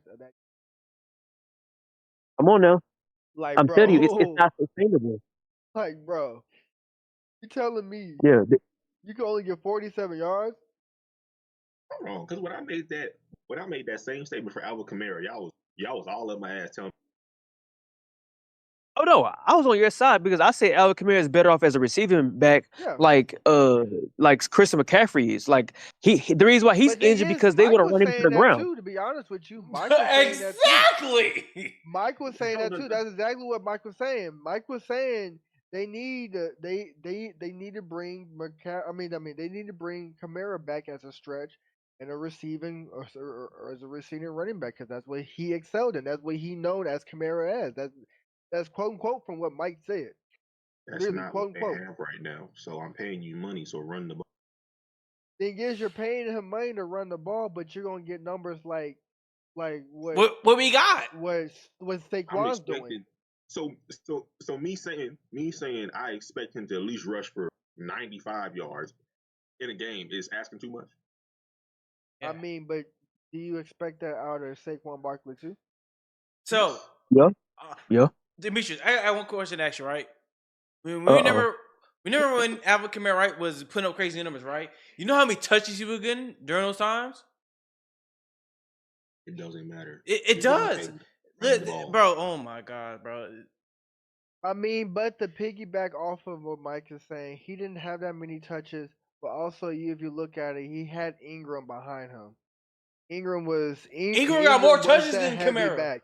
Yeah, Ingram- I'd say Ingram was the one, but thing is, who is behind Saquon Barkley? That is also getting leave Saquon Barkley off the field because I don't really see much of anybody. I No, understand I what you're forgot saying, but who we're it was. talking about right now. Yes, okay, I understand that. Yes, you're paying him to run the ball, but also you got to look at your team. Yes, you're paying him to run the ball, but is it efficient for the team? Jamal Williams. Actually, Jamal Williams is in the backfield. That's what it was. They have a power back. They just don't employ Jamal him much. Williams, But Jamal I Williams. see it. No, Yep. I'm literally looking at the depth right now. They got Kenneth To be Gainwell fair, back there. I think so. We got And Jamal. Kenneth Gainwell only got 23 rushing yards of that game, and he only carried the ball 3 times. So to be fair, Jamal Williams haven't been able to, like, I think what we expected him to be is not what he's been. I think what Jamal Williams' problem is, as far as when I see him run, is understanding what holes hit, when to bounce. Like, the difference between him and when we had Mark Ingram understand how to hit holes and when a hole was just clogged up. Jamal Williams, he wanted to bruise it back. He's like, all right, bro, the hole's right here, and I'm gonna just run this way. He not very creative when it comes to it, right. He's just gonna hit the hole and he gonna get you 2 or 3 yards. Every once in a while, he might get you 4 or 5, but he averages 2 or 3. Thing is, even on top of that, if you look at that game, Kamara only had 13 carries for 40 yards, and that's 5 less carries than Saquon, and he had 40 yards, and he had a touchdown as well. And then you look at Jamal Williams, who only had 2 touches for 7 yards. There ain't really much sharing in that the backfield. There really ain't really. It looked like they really not really running the ball, but at the same time, the offense was very hindered. Yeah, no But if you Hill look, being hurt is but hindering thing us. is, if you go back and look at the Eagles squad, they literally got they literally got Devontae, whatever his fucking name is. They literally got Smith. They got Swift? Smith back. Their team is somewhat back to being healthy. Why are y'all barely beating the Browns? When a team of the Saints are scraping by their thin teeth right now, trying to find some hope. Trying to find hope because Kamara, ain't no hope, brother. Mind you, Kamara is hurt. Kamara is hurt. Running 13 touches with 40 yards. While you telling me Saquon in He been full hurt for the health past 2 weeks. only getting 47 yards. Only getting 47 yards. Please tell me where this is on. So me asking up if athletes pay on asking. You're skipping. I said me asking a professional. Let's be. I don't care what y'all say. He a top running back in the league. Me, Alvin Kamara. Me asking him to give me more than 40 hours is asking. You're asking a hurt running back to do more than what he can right now. Whenever you have full competent, when you have a full competent running back with Saquon Barkley that can only get you 47. Okay, that's fine. I ain't worried about Saquon. I'm talking about if you hurt like that, when you.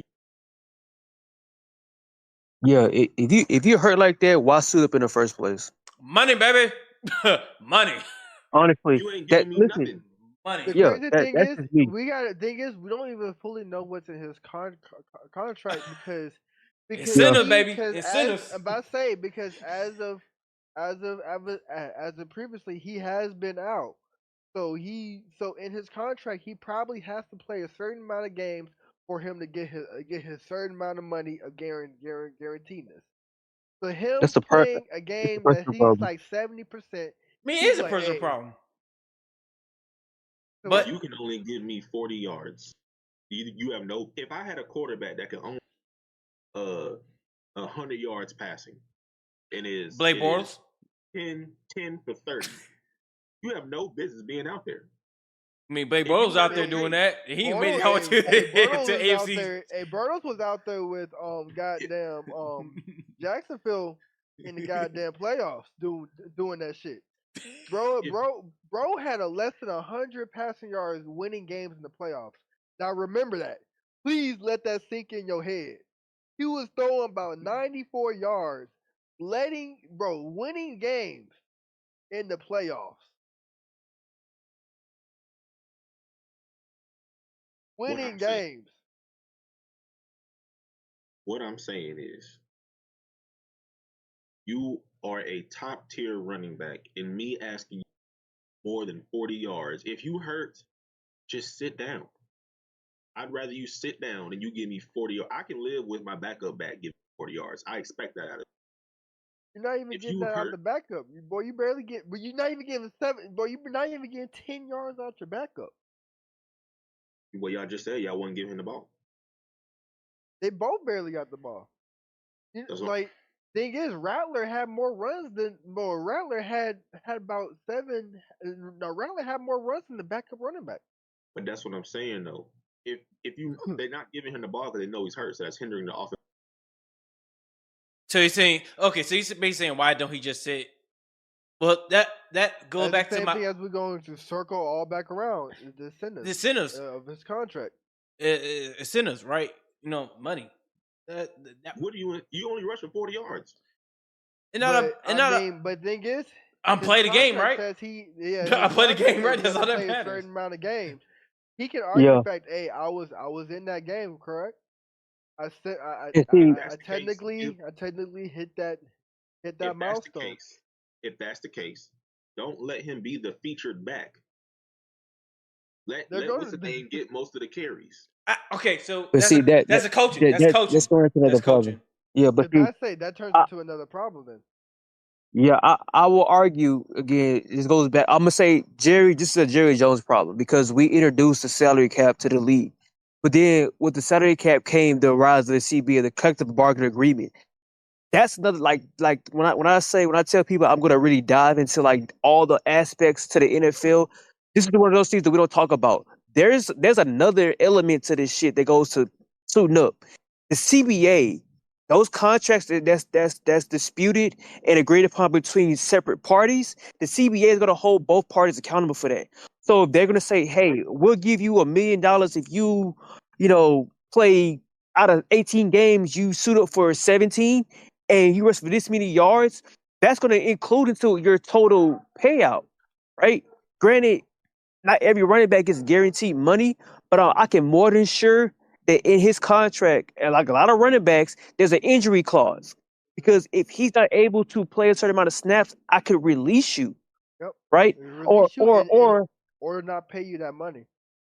Or in the offseason, I don't have to pay you as much because of the injury clause in your contract. Yep. So, for example, Randy Gregory, he got pissed off with Dallas because we put, hey, if you pop hot or you get fined, we can start taking your money away. And he went to Denver and did the same shit. So the CBA that sometimes not even coaching, it's really it's that third party, which is the CBA. Hey, just so you know, crown towards your already overspun cap, Alvin Kamara is looking at another couple million, if he continues to play these many games. He knows that. The team knows that. And behind the scenes are financial decisions. Y'all think Jerry Jones got his hand in the pot on personnel? What about these other coaches, these other franchises? They do too. Remember, Gronk told Tom, hey, I need one more catch to get my $1 million incentive bonus. And when I didn't got it. He got it. He got it. The thing is, you can also look at it as in for the other football, soccer. They have those type of things in their contracts. He's saying in his contract notes right now, even if he's hurt. So I think me personally, right? This is my own personal opinion. Y'all. All right, I think the CBA is hurting the NFL because players are becoming more independent than team players. Yeah. But yeah, we can close down and get out of here. Oh, I mean, I gotta let y'all go. I was just gonna, No, motherfucker, you control everything. Close it up, Mike. No, y'all can still talk. I was just gonna be in the background. That's all. Y'all can continue talking. I ain't gonna stop it. But then how the fuck you gonna know when we done, Mike? Brother, I still have my headphones on. Fired. Okay. Continue. All right. So we spoken a lot about the NFL now. We've been on the NFL for Yep. about a good 45 to about 50 minutes now. Yeah. It's time to Yep. go back down. I finally pull out the list because I'm actually smart enough and competent enough right now to actually pull out the list. So we got pull out. So we're gonna bring out college football, the kids that are trying to get in there. So we're looking. I don't know if y'all watch college football like how me and Mike do. We watch college football very heavy. We have a lot of big heavy hitters that are projected to be the Heisman candidate. We have the running back at Boise State. Of course, we got Moreau for Alabama, and we got my boy Ewers. And we had little talks of Arch there because Ewers was out. But who do y'all think will make Heisman? It's definitely not Milrow. He lost to Vanderbilt. That is very. Did he or did he almost lose? Well, he lost to Vanderbilt. I don't know if I said almost or I meant lost. If I said almost, my bad. He did. Oh damn. Yeah, he lost to Vanderbilt. As the quarterback, you're the leader of the team, so that hits you. They still ranked. Yeah, they rank 7th now, right? They ranked high enough because it takes 8 to get in. Yeah. I'm But just yeah. I mean, but at the same time, you can say that. But I mean, look really, at to be Boise State. honest, Look at the running back at Boise State. I mean, yeah, you control that offense, but you can't. But yeah, but I that, don't go ahead. really like Travis Hunter as the Heisman winner Yeah. because his team's not winning like that. Like just like I don't know what's their record. I know it's a single award, but They lost 2 games now. yeah, like he's putting up big numbers, but it's like you not winning. Enough empty calories. They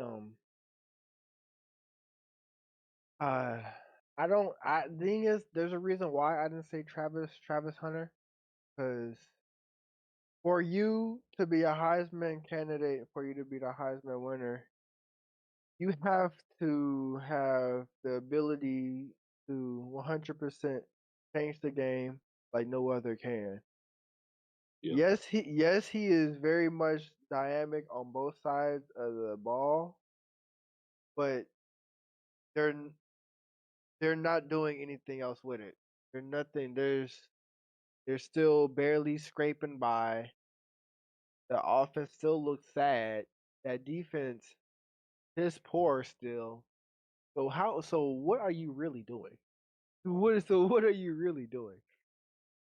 Yeah, I don't. As in we're looking at as in I would say for Monroe, the least to least protect them. Monroe and that wide receiver cold, bro. That two is it is a crazy duo.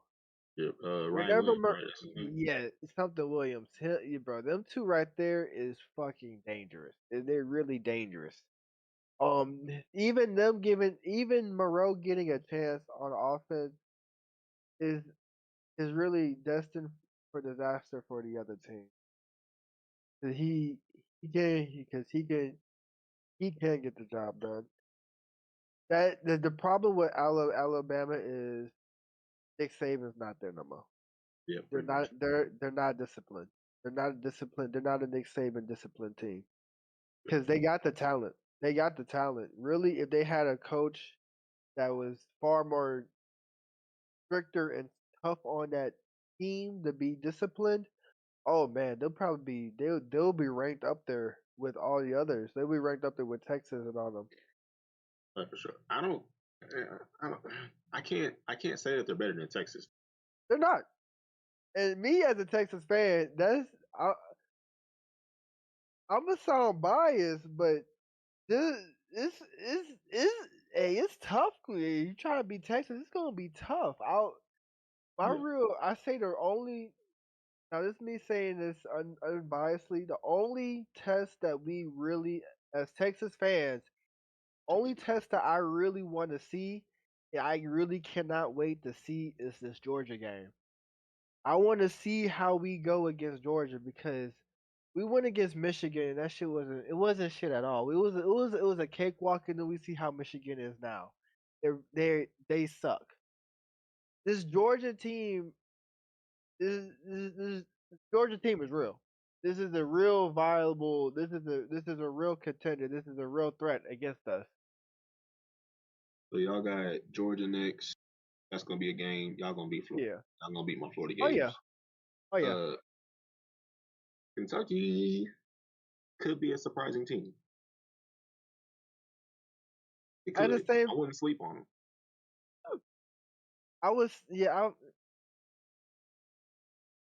I ain't trying to sound as biased as I can be. But the only teams I'm really let me look at the schedule again. Let me get back up the schedule. Only teams I was really begin of the season really scared of.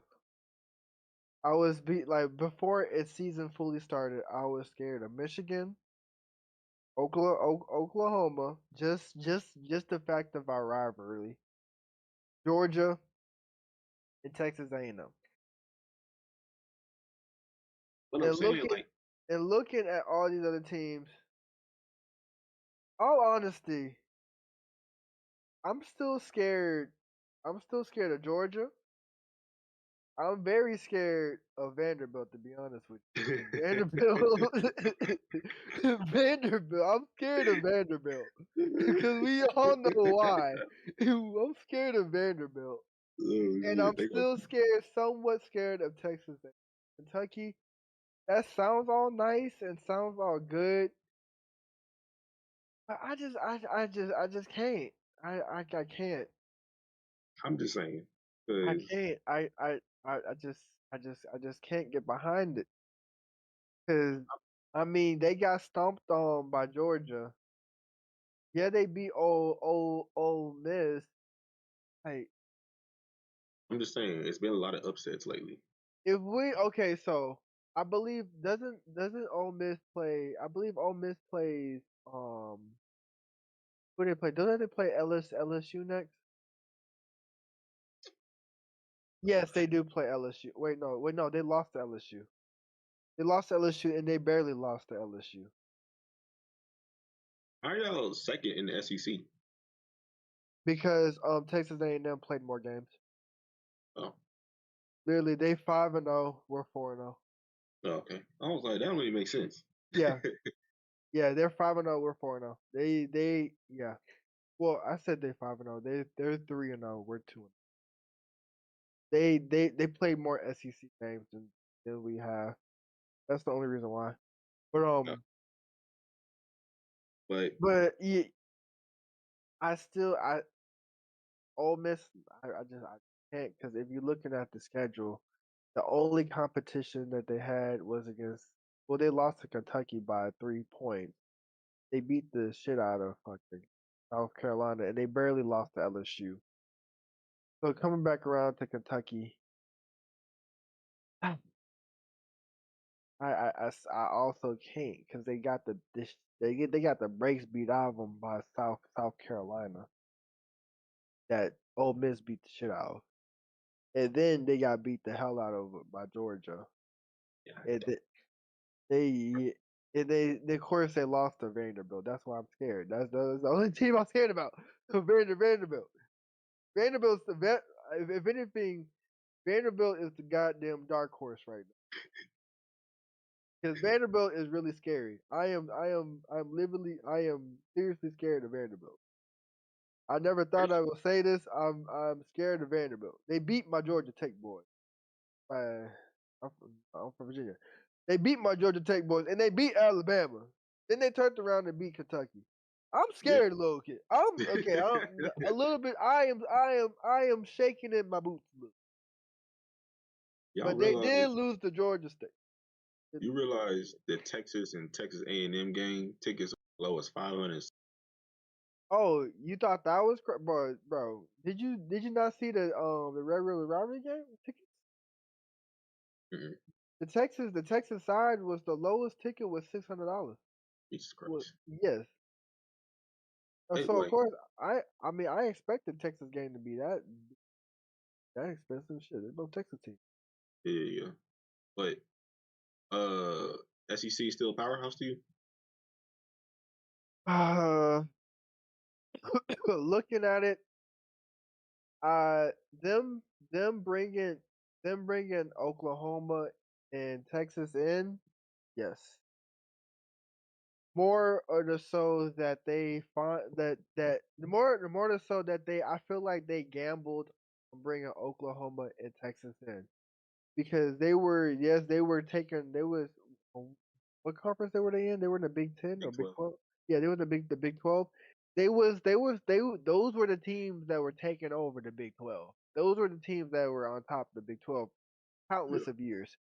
So them Yeah. bringing them two in was very much of a gamble because we all know how SEC. I mean, yeah, we all know how the SEC is. And all honesty, me and Mike and Sam talked about it the other day. The SEC defense ain't like how it used to be. You know, they used to be a big focal point on strong defenses. But as you see, we're getting all these shootout games. Yeah. Yeah.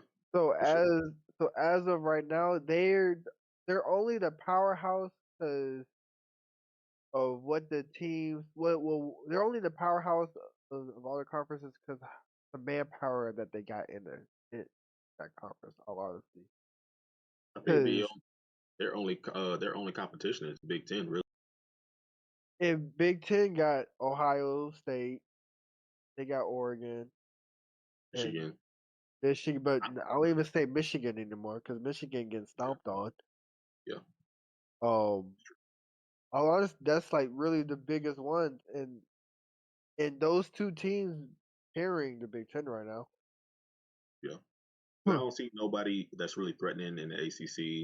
At all. Well, You don't really nah. yeah. Yeah. For They sure. got rid of the thing is they got rid of the Pac-12 to bring in Oregon into the Big Ten Yeah. just so they can have something against the SEC. I would have thought. I understand TV rights. I would have thought Oregon would have went over Big Ten. They would have won the Big 12 over Big I 10. would have thought they would have went to Big 12 over the Big 10. I feel like the only reason why they didn't go to Big 12 was because Texas and Oklahoma left. If Texas and Oklahoma would have stayed, that would been really good for teams. That would been really good. That would been really really good. That would made that conference into a stronger conference like the SEC. Yeah. But the fact that Texas, Oklahoma left, it really forced their hand because they Yeah. had to leave the Big 12. They had to leave that Pac-12 because if they Yeah. didn't leave that Pac-12, you're not going. You're not getting in because you're playing bums. You're playing bums. I think honestly, the Wildcats should go to the Big 10 Yeah. because they run the ball just like in the Big 10. But the thing is, if you really look at it now, these conferences aren't like how they used to be. You know, Pac-12 used to be 707 ball. Yeah. The SEC used to be straight loudmouth defenses. The Big Ten, where the Big Ten was. Big 10 just ran the ball. Yeah, yeah. And then the 12. Yeah. Yeah. Do you want to? They were just iffy teams. But like how is all looking like it's all they're it looks like everybody's trying to gang up against SEC right now, which I 100% agree. Because SEC is overpowered. Well, SEC been overpowered. Yeah, they got the most championships out of any conference. Oh yeah, and It's them over and over. consolidating all the good teams to those two teams. I mean to the two conferences. that's better for football, and that's better for TV. Yeah, Because North Dakota State should definitely come to the FBS or FCS. Is it FCS or FBS? The FCS is the below the FBS, so yeah. Okay, the FBS then. Because they be beating the brakes out of everybody in there. See, like what what I'm seeing and what I've been like realizing with also playing NCAA, all these other conferences, the smaller conferences, I feel like it should. I mean, they turned into levels now. Like Yeah. you're good at this. You're good at this conference. All right, let's move you up in the Big Ten. Okay, you good with that? Okay, let's put you in the 12. All right, shoot, hey, you out here really whooping them. All right, let's go ahead and put you in that. They go ahead and put you in the higher conference. Gonna get you more TV. Go ahead and get you more TV knowledge, and then finally you get a team like Texas. They're actually doing good now. They're not how they used to be. They're actually doing good. That actually I feel like deserve to be in the SEC. Do I you was want to? scared. I was scared. Do you want to get straight to F1 or do you want to do breakout? It's a time crunch. We go ahead and go. Yeah. The mic is I'll let you take up. I don't really know too much about the F1 stuff. So Hey, Michael, do you care to come back for a few minutes to talk F1 with me? I'll sit here and learn about it, but I don't know. I guess he might be talking to his wife. Well, he might not. He is. But okay, F1. Okay, he said 1 minute. All right, we're gonna give him that 1 minute. But as we give him that 1 minute, F1. Okay, they've been on their break. They've been on like on a month break again. They literally got off their freaking summer break, and they had another month going into pretty much the last bit of races. The end part of the season. Now we have Texas. We have the Austin race. Leading up to this Austin race, Danny Ricciardo lost his.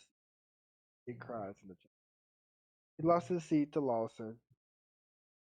Lawson was going to get a seat regardless. We didn't know what seat he was going to get. We knew he was going to get a seat in one of the Red Bull. No, we knew he was going to get one of the Red Bull seats. We knew it was not going to be Mac's seat because nobody going to take Mac's seat. But we didn't know which seat he was going to take. As in, if he was going to take Checo, if he was going to take Yuki's, or if he was going to take Danny's. Danny been underperforming unfortunately, so Danny was the. Boy, if you don't shut up, Danny was the Danny got the shit understood. It's very sad because Danny been really the face of Red Bull, to be honest with you. Danny is the face of Red Bull. Nah. You would think, but thing is, Max is as in for the race wise, like racing wise, yes. But as in for the whole brand, Red Bull is Danny Ricciardo. If anything going on with Red Bull is Danny Ricciardo. But yeah, this race going in is pretty much the ending part of the season. It's a real tight race with Max and Lando. They're under 100 points right now, and Lando's been on a hot tear. Even crazy enough to say, Lando is a hot tear. I think he's like probably like 50 points to him, but he's in the hot tear right now. McLaren. Oh, McLaren is looking like what Red Bull was last year. McLaren car that both McLaren cars are very very fast. are very they are the fastest cars on the track, hands down. Lando car is the fastest, but Don't got the Lando dog in him. isn't as disciplined and as sharp as Oscar. I am a big Lando fan, but Oscar also hard to say this. Oscar is better than Lando. Oscar is way better than Lando. Agree. When Oscar is in positions that Lando's been, he don't crumble like Lando. There's times that I'm sitting at my TV, Lando getting out of the I forgot what race.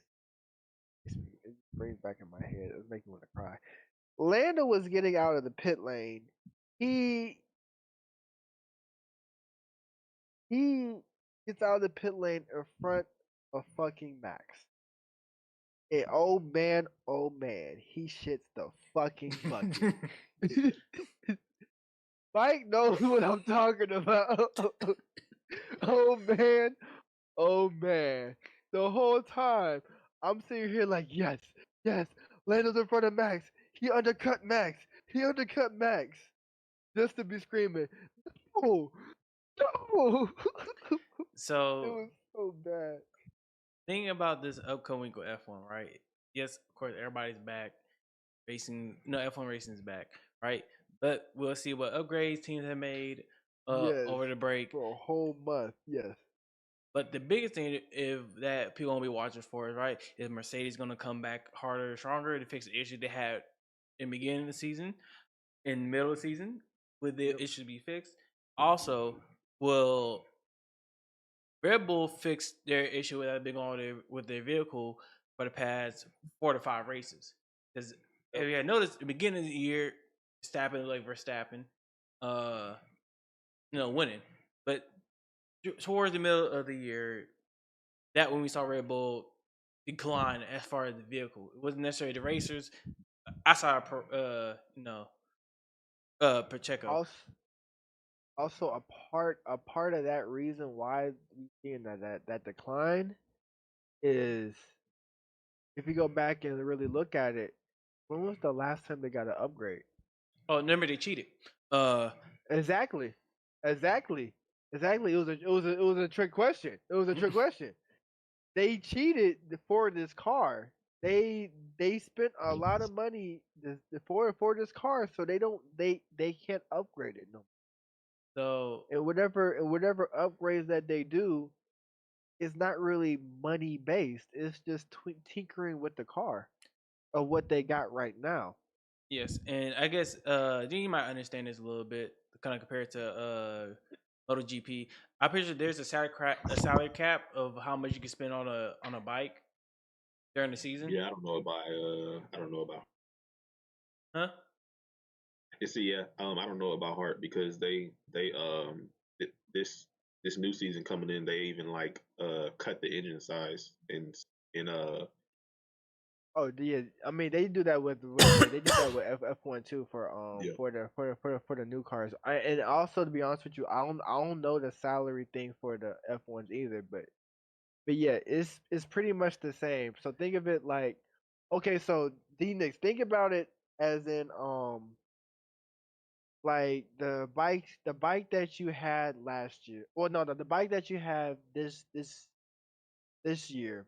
You know, you did all your upgrades and all that, but you spent you spent too much money for your next bike.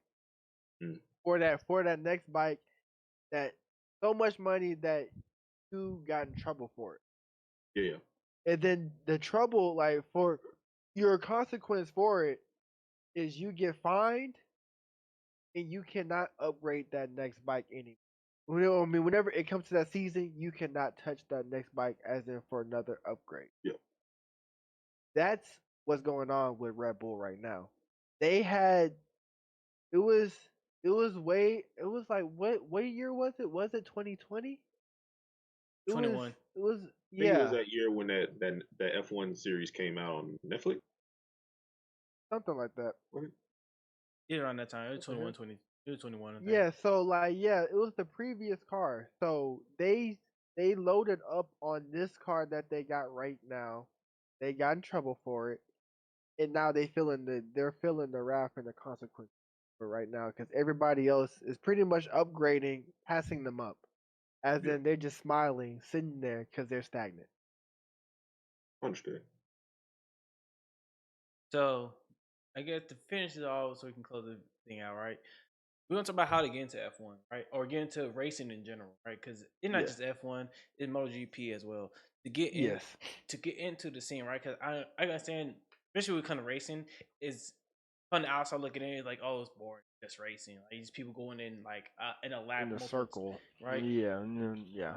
So even with like MotoGP, like also the excitement, we know people crash and stuff, but that's dangerous part of it, crash and everything.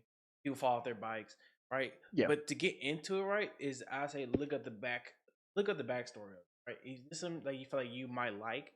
Look at the kind of some of the history behind it. 'Cause I said just going into it can be very confusing. And storylines too.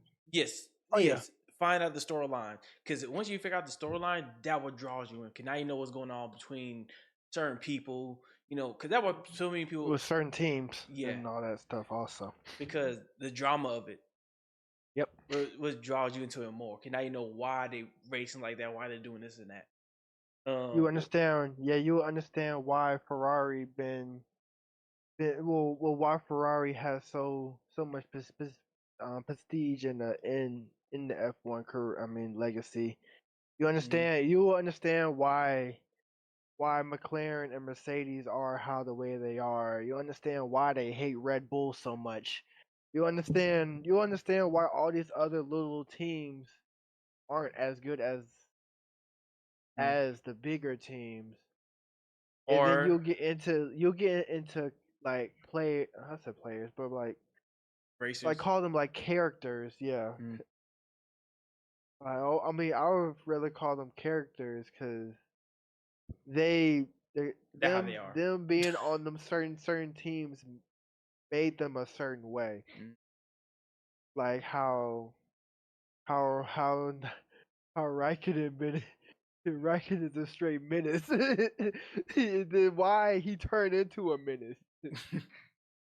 And then just seeing Alonso on just the transition of Alonso really like Alonso remind me of an Aaron Rodgers. Bro went backward and just But chilled out towards. yeah, closer exactly. to He's the just end. chilling now. Before he was a dickhead, He was, but he was, also, he was a winning ticket. Exactly. But to compare to MotoGP, right, is with the if I correct, is there's something going on with Ducati. Yeah. Well, I mean, not the biggest thing with Ducati. That's the official factory. So like, I don't in F1. Do y'all have like satellite teams? Yes, so that'd be Yeah, your AlphaTauri. but I say Red Bull got Red Bull Visa now that what they're called. And if I don't know if you really knew this, Mike, but Mercedes and McLaren are closer than what we think they are. McLaren used to be Mercedes. Oh yeah, that's right. They used to be part of Mercedes. Yeah. But then who else? Cause you got the AlphaTauri teams. You got the Yeah. You have. I think that's like the biggest one. To be honest, Ferrari. Who's? Oh, Ferrari got another team. It's not Alpine. No, Alpine is behind Mercedes. Yeah, now now Alpine's behind Mercedes because McLaren went off to do their own thing. Yeah, but the two, I mean, at least in biggest right now, fight for the championship between George Martin and Francisco Bagnaia. But also the deeper drama is Marc Marquez. He has 7 world titles, I believe, 6 or 7. And basically put it like this: imagine, what's his name, Hamilton. Yes. Hamilton going to Red Bull and trying to be rider number 2 behind Max Verstappen. You're Or going to flip be honest with you. Like- We're about to run into that problem at Ferrari. He's going to Ferrari, and he's about to be the second behind. He's about to be the second behind Leclerc. Yeah. So basically, because Marc Marquez is not a number 2 team, he's never been number 2. But that's Big Night. That's Pecco's team. That's he's always been number 1. So this is gonna be interesting because Marc Marquez is not the one to let. You know how when you're racing with your teammate and they'll tell rider number 2 to kind of hold everybody back so rider number 1 can win. Marc Marquez is not doing that. He would rather sacrifice his teammate to win. So I don't know how this is gonna work out. They've been battling back and forth. George Martin, he just recently won, so he's back up in the poll. Or he's back up to number 1. But Bastianini, he's been kind of just been like a hell raiser. He ain't really but he's been a kind of like a thorn, like I'm not going away type thing. But other than that, it's kind of just you never know who went into a win because it can come in the last turn and you lose your rear end, you low side or high, whatever. Shit, you lost. That's it. So. That's pretty much. Other than that, everybody's where they expect it to be.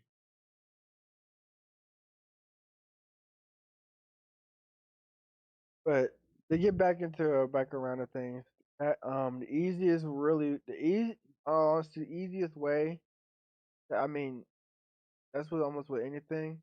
Easiest way to get into F1, MotoGP, NASCAR, Indy is really just watching it and then go out and play the video game. Go out and just go play the video game.